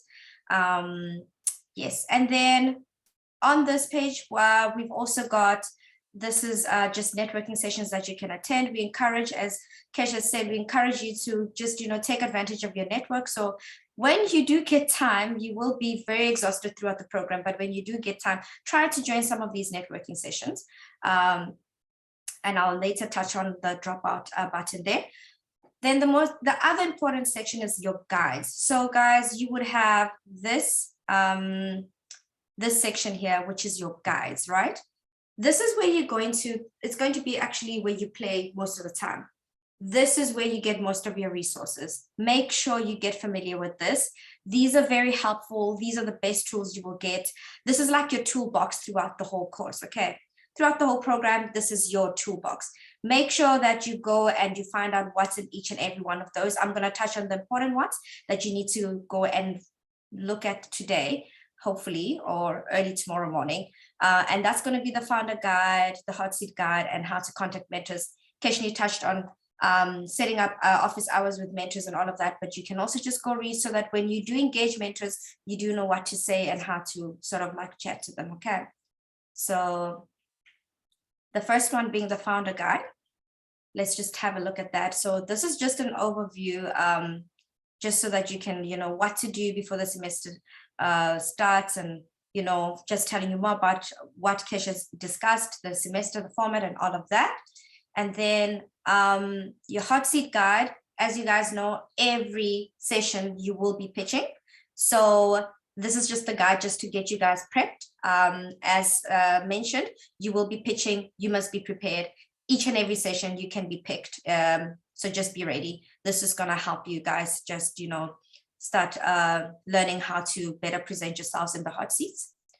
And the third one I wanted to highlight to you guys is the contacting mentors. Okay, so contacting mentors, this is just going to tell you how to approach a mentor. You know, sometimes we sit in sessions with mentors and you want to send a chat, how to approach them, how to, you know, message yourself, what you want to say to them. So that's just that. Those are the three most important ones that I encourage you guys to go and have a look at this evening. All right, so this is your homepage where you guys will be. And I've gone through the most important being your upcoming and pending tasks, as well as the guides here. If you want more resources, if you go down, there's also what we call startup resources, okay? And startup resources pretty much, not startup resources, just hold on, let me go back. Sorry, I wanted to go to the vault. Did I click the right thing? Let me just make sure I clicked the right thing. No, that's not what I wanted. No, I don't want that. Sorry. I think it's the knowledge base. Just hold on. Okay, so I think we're going to use the URL shortcuts. Okay, so if you guys want more resources, there's also what we've got, what we call the vault, right? I'm going to be giving you guys URLs which you should use and bookmark. These are going to be the most important ones. It's going to be, this is another resource. So it just tells you, it's just pretty much grouped everything, right? All of the resources based on what you want to do, establishing a business and great startup ideas there, you know, just going through that. If you need help, you already have your toolbox that I spoke about, which is the guides. But if you want to add to that, you've got 43 guides. If you want to add to that, you can just take note of this URL, fi.co/vault, right? And you bookmark that, and that's also going to help you throughout the program.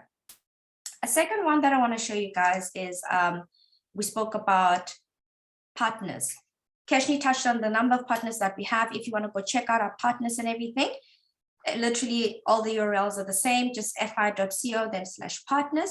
That's where you go to get your partners. Okay, so bookmark this so that you can be able to look at all the partners that we have for this cohort in the whole program, you know, and FI as a whole. For some of you, I know you're getting excited, and then you can just go learn more about that.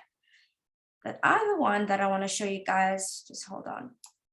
The next one I want to show you guys is the mentors. So again, fi.co/mentors. Kesh spoke about the fact that you guys want to connect with mentors, those who are not necessarily in the program. You are able to do so, okay? You're actually able to go on this list of mentors and actually just ask and say, can you please connect me with this person, even if they are not necessarily in one of the sessions or have office hours open. So this is the list of mentors, fi.co/mentors. Please bookmark that because you're going to use it a lot. I suggest you open a folder. Yes, Kesh?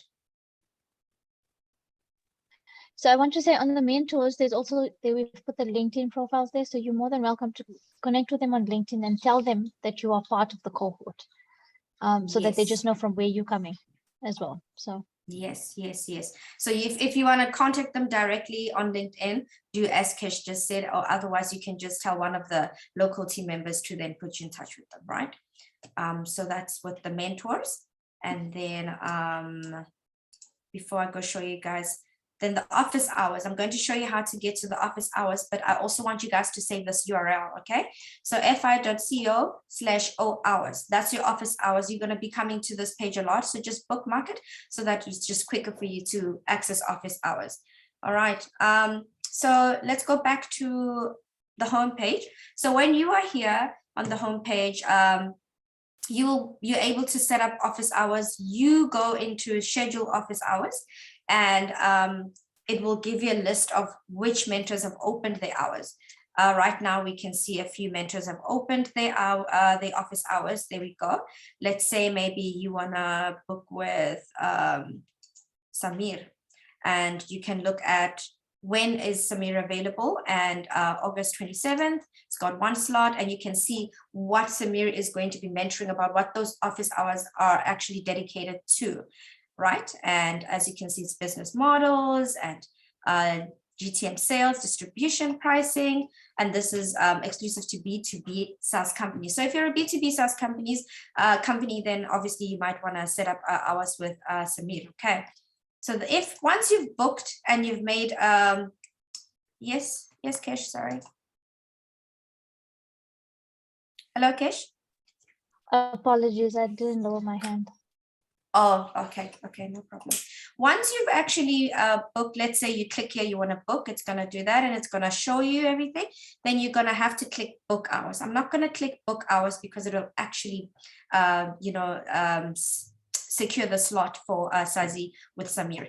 Once you've done that, you're going to see that your appointments are going to come up here. If you go here and you've booked, all your office hours that you've booked will be here. And when they completed, it will show that you've completed them.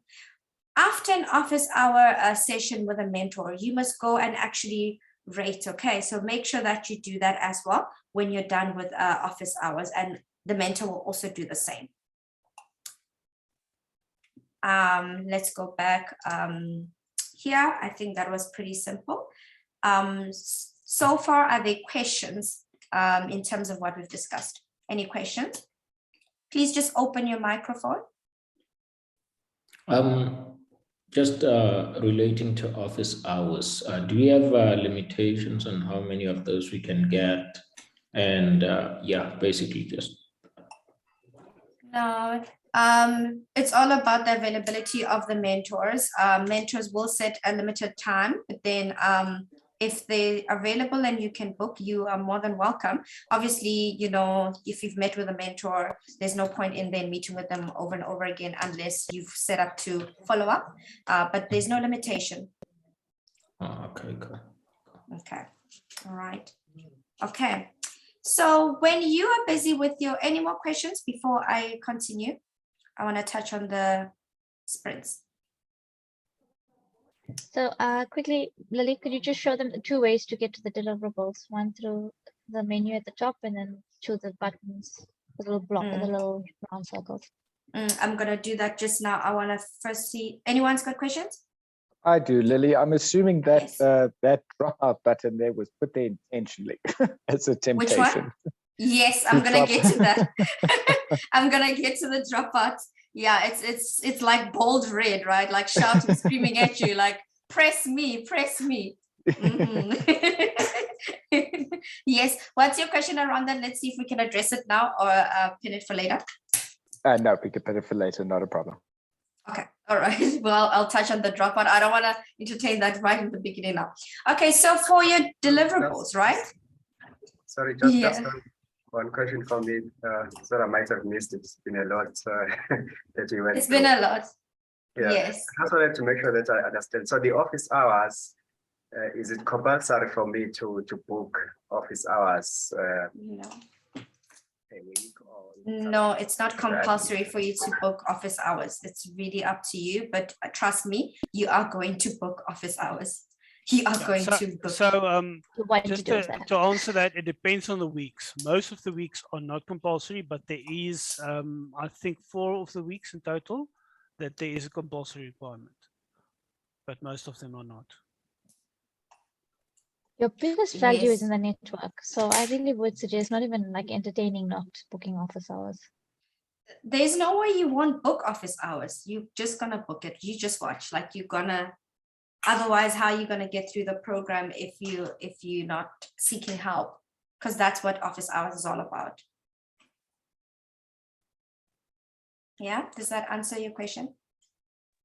And you're getting time with a mentor. You're getting time with somebody in a business that can give you guidance and give you answers like nobody else can. Yeah. But also, you will also might get conflicting answers from different mentors. So you've got to sift through all the answers and make a decision for yourself and for your business. Yes, that's very true. That's very true. Any more questions before I carry on? We good? Are you guys there? Please don't sleep on me. Is everybody awake? I hope you're awake. Okay. All right, we're almost done. Okay, so when it comes to your deliverables, as I was saying, You could access your deliverable here, which I've showed you. Another way is tomorrow we've got a session. Maybe you want to look at the deliverable for tomorrow. You go click here. This is the vision session, right? And it's going to, once you open there, it's going to show you who are the mentors that are going to be present, right? And you can see there we've got amazing 4 mentors coming in. And then just below that is actually your sprint. So it will tell you when is the due date, 23rd, okay?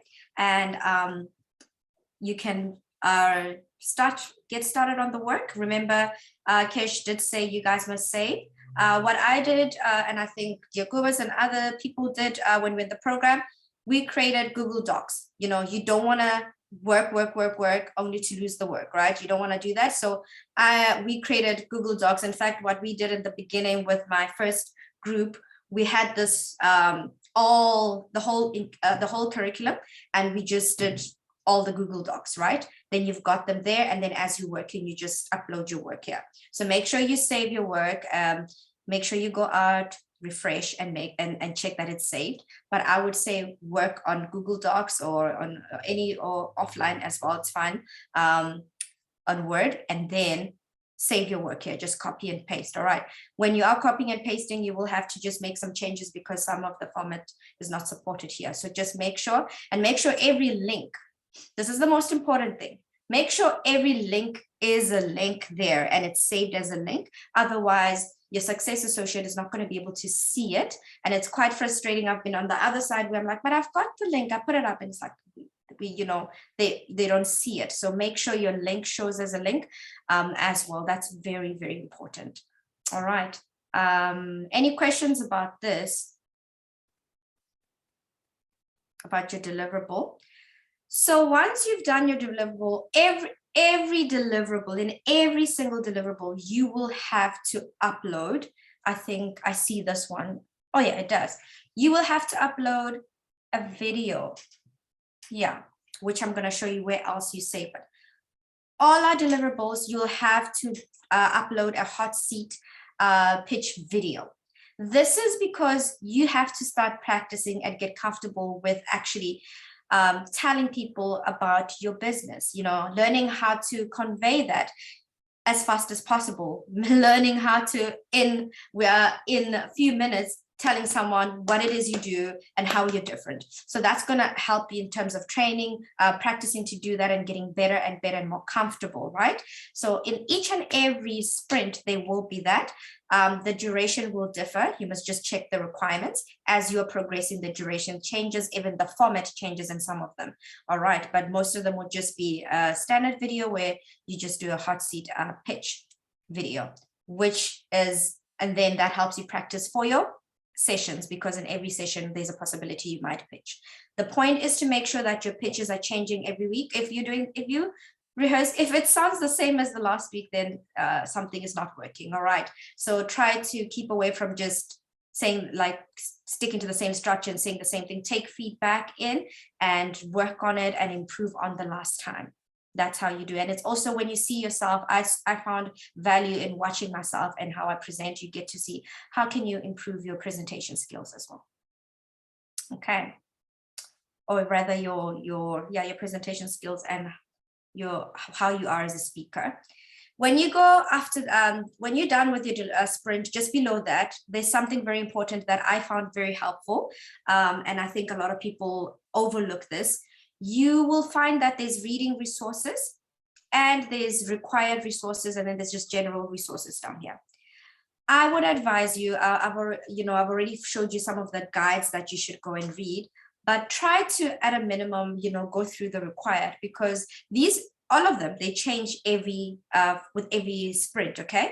Try to cover as many of them because they're actually aligned to the sprint of the week, and they're helping you to actually produce better work. So do go and look at them and read and go through them. Like I said, you can also access some of them are in the guide, some of them are not, some of them are in the vaults that I showed you. So it's all of these resources that are actually going to help you do better. All right. So where was I? Sorry. Yes. So any questions about this? All right. And then just underneath that, you're going to find that for some sessions, not all of them, we've got partners at the bottom. Okay. So here, you know, MailChimp is listed as a partner, and you can just go see the details and see if you can actually use that now or not. So just make sure you go, don't just finish, you know, don't just end at the last question, go all the way down and make sure you go through everything thoroughly and see what is useful to you. What can you learn from? What can you use? What can you, you know, utilize to help you in the current sprint? All right. Then I want to show you guys where you're also gonna, upload your hot pitch video, hot seat pitch video.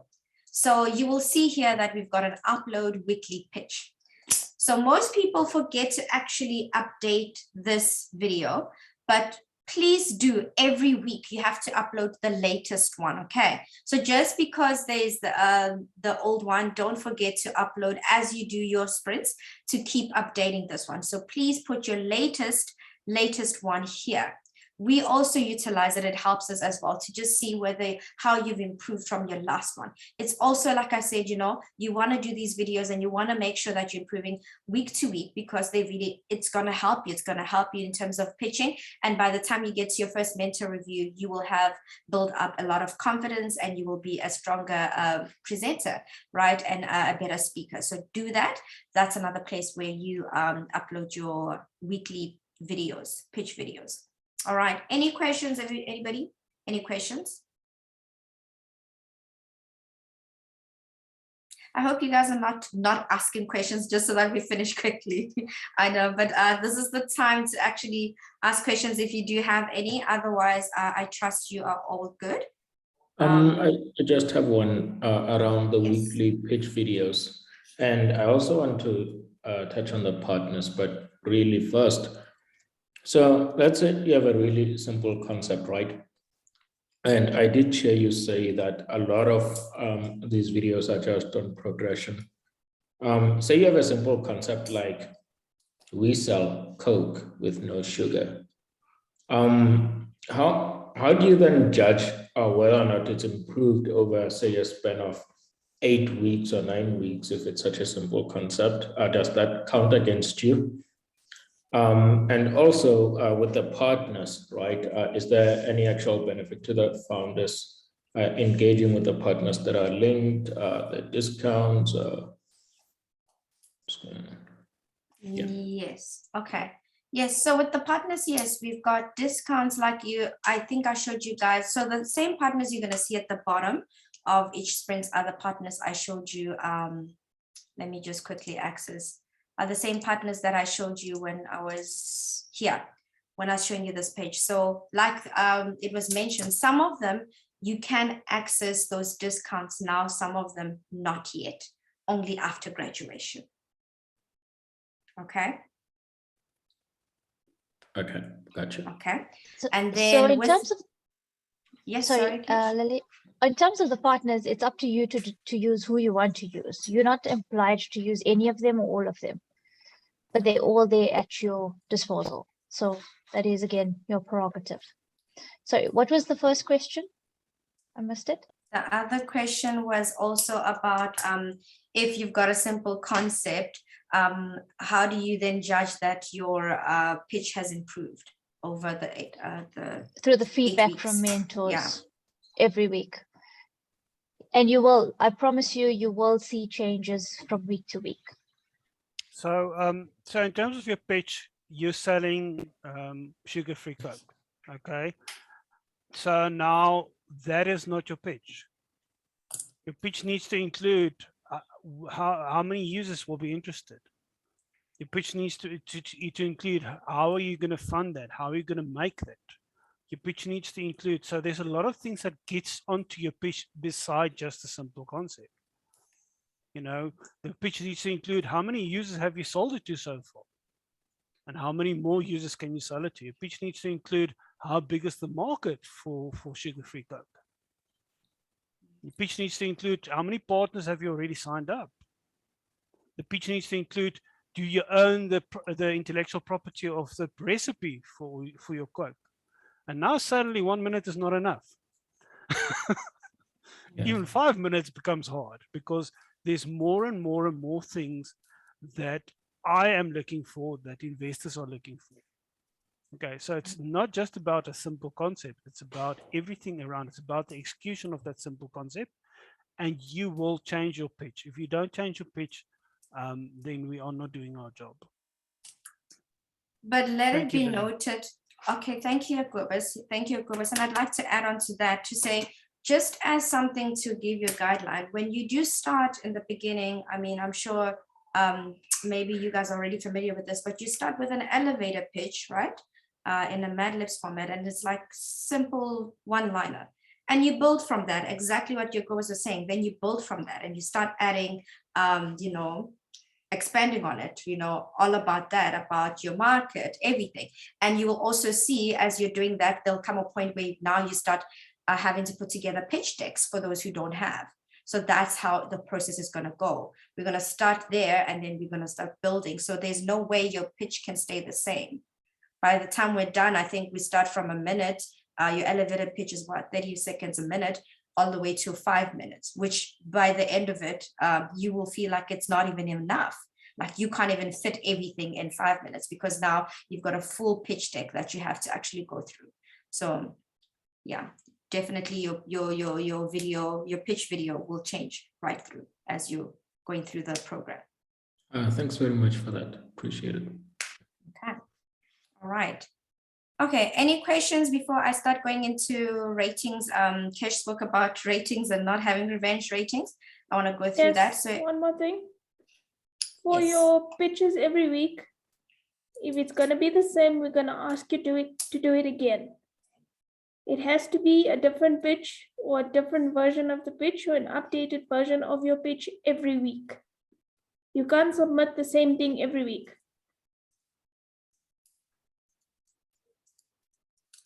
Yes. All right. Okay. So I hope that's deeply, clear in terms of deeply. Please ask them to submit the same pitch, please. That's asking for an epic sprint. Please. Jacobus and Dipti. Now you know who's dishing out the epic sprints. Okay. If that was not clear, guys, now you know. All right. So any more questions before I move on to the ratings? Good. Happiness, everybody? All right. So let's go to the ratings. In your ratings tab, you will be able to see everyone, including your working group and the local leaders. As they said, I think Kesh mentioned this, that you rate us just like we rate you, just like the metros rate you, right? So you can go there and rate any of the local leaders there, all right, based on your engagement and what value they added or how you feel, you know, they contributed in your to your company. And then we've got working groups here in different. So this is the Ringmasters. This is my team, and then we've got and this is because this is Sazi. Sorry, my apologies. So because I'm in Sazi's profile, who is in the Ringmasters, it's gonna show your working group. So if you are in the Titans, you're gonna see the Titans team. Okay. And then in here as well, you're able to actually rate each other. Okay. Be very careful with these ratings because we had, oh gosh, Jacobus, I don't know about you, but these caused so much tension.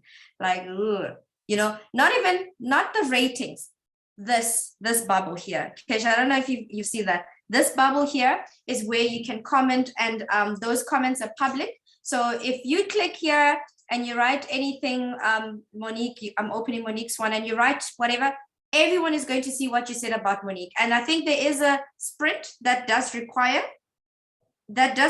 you to do that.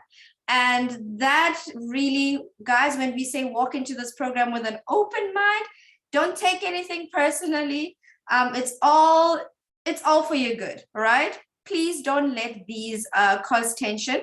Be honest and don't be afraid, because you're not helping the founder themselves. So if you feel like you want to rate someone, be honest, so you help them and help us so we can help them, you know? it works like that. When we can see that they're flags, then we start paying attention. So don't do anyone favors and be like, oh, but my friend, oh, but no. It's all in love and all for the good of the founder. So please go ahead and be honest here. The first rating is actually for the idea. If you click here, it's, you rate on the idea. It gives you the numbers. Again, no threes here. So it's 1, 2, 4, 5. And this next one is about the participation and the contribution of the founder in your group. Okay. As you guys are going into working groups, having your nice debates, some of the debates get a bit heated, some of them don't. Again, don't take it personally. But just look at, is this person participating, contributing? Are they active? Are they committed? Does this person really want to build? That's what we're talking about here. So are they helpful? That's how you rate. Okay. And then obviously, if you feel like they're red flags that you want to raise, there it gives you sort of weak idea, falling behind. Some founders, you meet with them in your groups and you're like, we're supposed to discuss this. They haven't done it. That's what you do, right? You just flag that so that we are aware as well that they're not picking up their weight. They're not pulling their weight. And then as for the presidents as well, this is something that you also would be monitoring in terms of, the ratings, what's happening. That helps you to then also take that, what's there, the scores, and then you can go, what? Let me also tell the local team, this is what the same thing we're experiencing. So we use that. So we're also going to be relying on presidents for that. Okay. Am I missing anything here?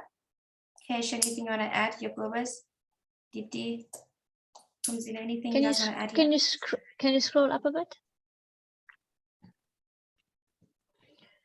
So on the top here, you will see local leader performance. You're probably never going to see CFA. He looks after the whole of Africa. Do not rate him. FI admin is just an admin address. It's a fictitious person. We all have access to that fictitious person. So do not rate them because it's a catch-all box for admin for South Africa. You'll deal with Jacobus, Pumzile. Sorry, FI Africa admin is a person, but is dealing with Africa admin. FISA is the fictitious one that is FI admin in South Africa. Then there's myself, there's Lily, and there's Dipti. So the chances are will not all be dealing with everybody. Rate only those people that you are dealing with, please. It will flag it as there's missing ratings, and we'll understand that. So don't do it just for the sake of checking a box, right? Because these ratings actually do matter, and it helps us understand where we need to improve and what we need to do more of as well. So we look at it both ways. Yes, and again, here, please be honest as well, because when you're honest, like Kesh said, it helps us to know where we need to improve. So please be honest, okay? All right. Also be honest with your teammates. Yes. Your groups are there for honest feedback. Do not be nice. Okay, be nice. Don't fight with each other. Just don't be rude. But give, that's all. Yeah. Rude or disrespectful. Give honest feedback. If system is or the idea is according to you not good, tell them so they get that feedback and say, okay, you know what, maybe I can change it here, maybe I can change it there, or maybe I'm not looking at this, or maybe I'm stuck in my head for something else. Remember the cat story. So guys, it's just about constructive. Being constructive, that's all. There's two little tricks that you guys can do. One of the biggest things that just to save you guys from fighting a lot, don't make statements, give opinions. So you're telling if I don't like Adele's idea, I say I don't like Adele's idea. Not Adele's idea is stupid. I don't like it, and these are the reasons I don't like it. So make sure that if it's an opinion, you tell people that's an opinion. Because there's a big difference in how a person perceives something when you tell them that it's an opinion, whether or when you tell people straight out, this is just a stupid idea. Okay, so that will save you guys from fighting about half the time. Not getting upset. But yeah. We should okay speed this up because we should We should start speeding up now. Sorry. Yeah, no problem. Yeah. So the last one that I'm going to touch on, okay, no, it's just a few. I think the others are simple. If you want to see other working groups, you go to working group. This is where you'll see all the founders in the program.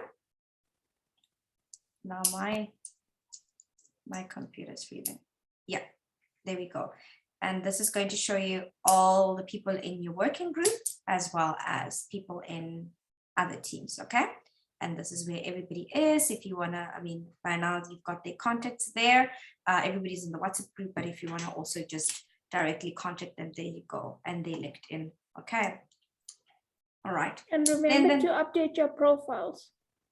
Yes, you have to update your profiles. All of you, I think your success associates will also be telling you the same, because we also need that for us to also just stay updated and know what your companies are about, everybody, what they're doing. So please tonight, everybody, please go update. Some of them don't really, I'll show you, I'm going to show you just now. Actually, that's what I was going to touch on, where you update your profile. Okay. So when it comes to your information and what you need to update and all of that, you've got documentation you need to you keep updated, your company information you need to keep updated, and then your information that you need to keep updated. Let's start with your information. We spoke about your profile. Again, Sazi, thank you for letting me use this. You don't have addresses in here. So you go and update your information here. Please make sure you update it as much as possible. Okay, so that's there and people can get in touch with you, especially mentors, because we do use this for mentors. So that's under account. And then when we go to the company, this is the company information. So you will be completing this, some of it as you go along. So you start here, you know, you've got the company name, some of this are in your deliverables and you'll be updating as you go. If you don't have a pitch deck, don't worry, that comes later, as well as executive summary, websites as well if you don't have. So these will be updated as you are going through the program. Okay. And then just make sure you keep reviewing this because it changes all the time.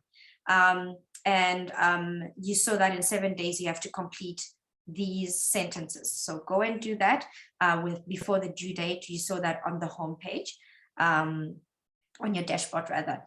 And then also just click where you are in terms of your company stage. And later on, once you've got advisors and you start onboarding advisors, you will update this with your advisors and so forth, your company logos, all of that. All right. So this is for your company information. So make sure you keep this updated as well. And then your documentation is more of the legal stuff with FI. Everything that needs your attention, as it says, will be in red. Right now, there's nothing. But as the due dates approach and so forth, then things will start coming up and then it will tell you what you need to do. This is your equity agreement, equity collective agreement, and so forth. Incorporation documents as well, all the stuff that we're going to be needing from you. This is where you'll find out what's needed when. All right, any questions? Anybody? No questions. All right. Okay, yeah, and I think that's pretty much it. Like I said, go and save these URLs, fi.co/o hours for office hours, fi.co/vault for the other resources, fi.co/partners for the partners, and fi.co mentors for the mentors. Okay, go and bookmark these so that you can always refer to them. And you might as well, your home page one, I can't, it's not the same URL, so I can't show you because I'm working through Sazi's one, but also save this.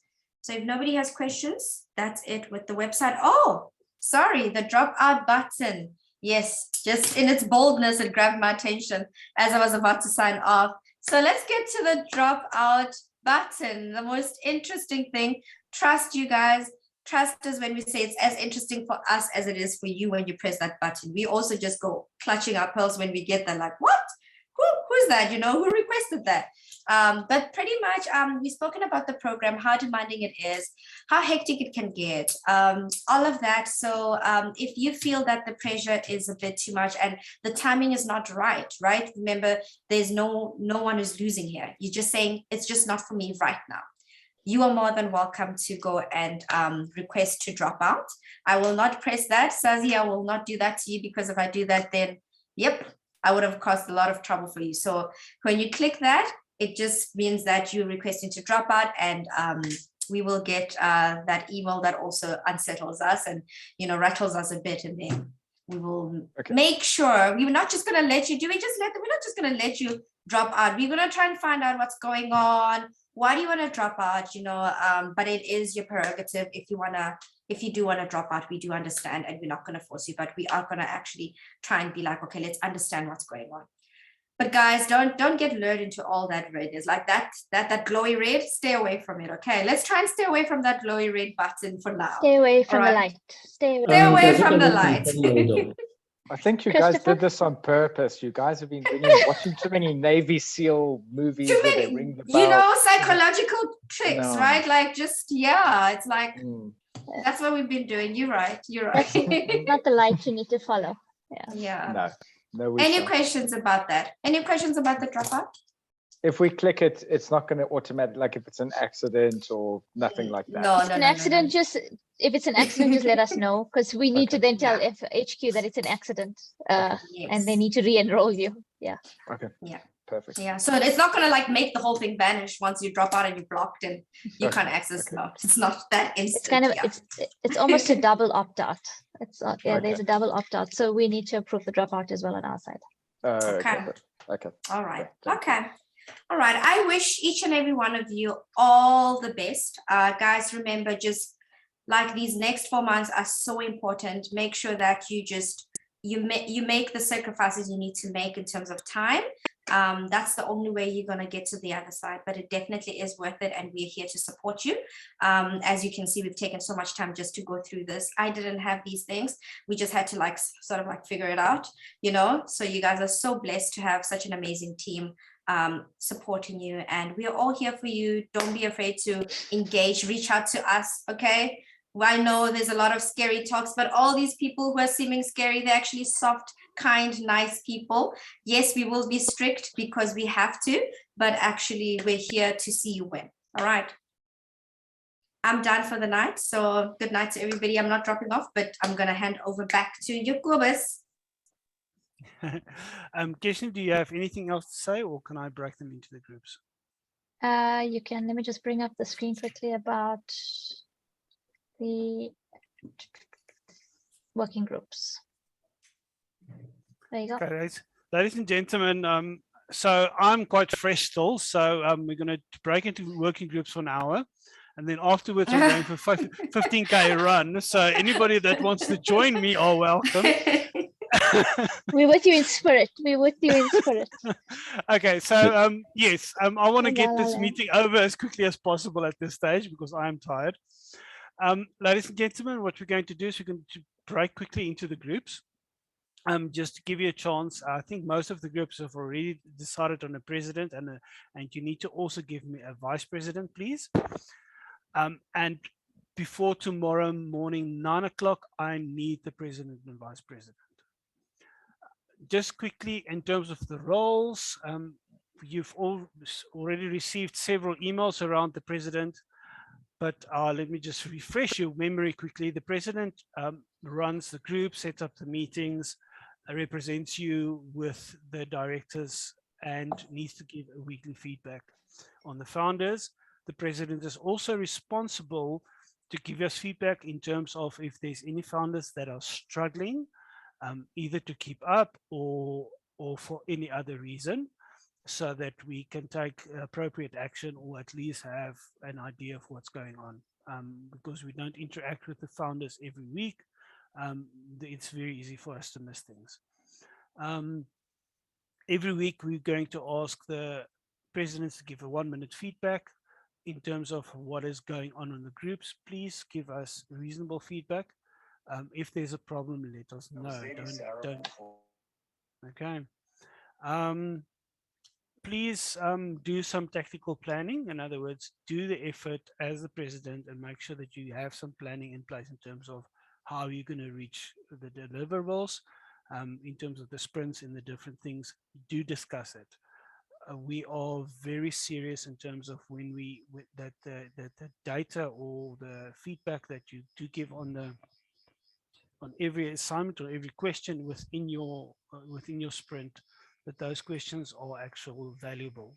So if you just put data there just to get it over and done with, Lily, Keshni, me, or Deepti, or Pumzile will mark your work as incomplete, and we're going to ask you to complete it. I'm sorry, Jacobus, can I just add something with the president? I don't know. You'll correct me if you already mentioned it. Sorry, my brain is a little sleepy. The president is also the one who should gather questions for the sprints. Did you mention that? Just say that again, Lily. Sorry. The president should before each sprint.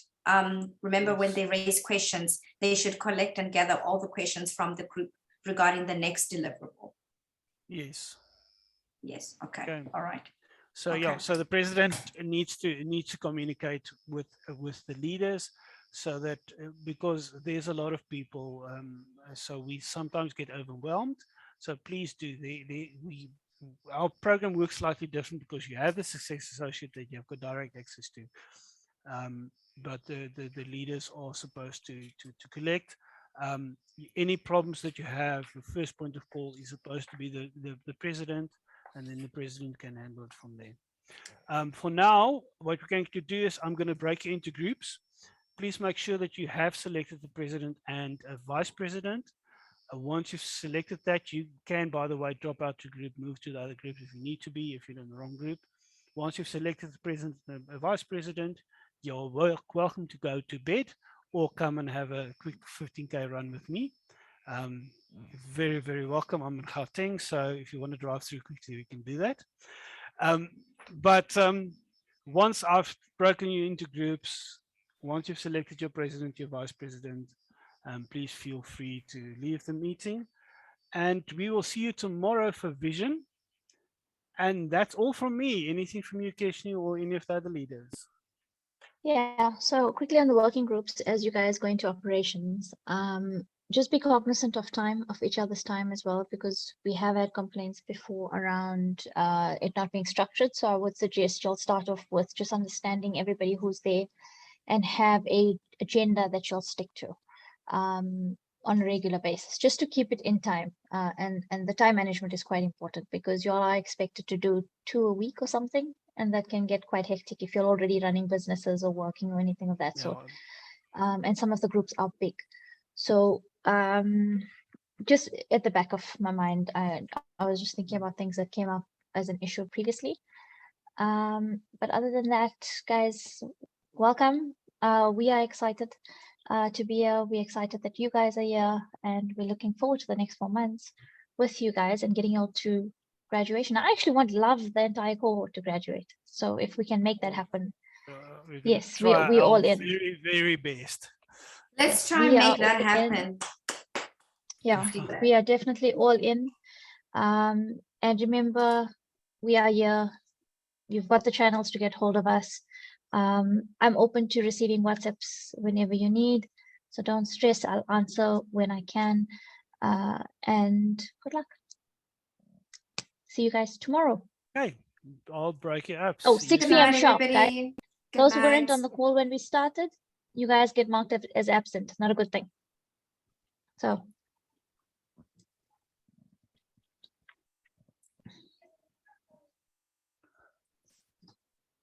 Have you opened the rooms? No, yeah, they're going into the rooms. There's a couple of people that We'll just stick around here if you guys have any questions, and then log off when you're all done.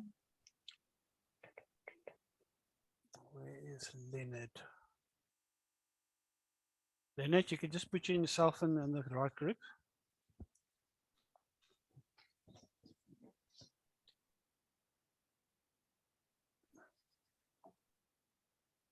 Leonardo, are you struggling with your connection?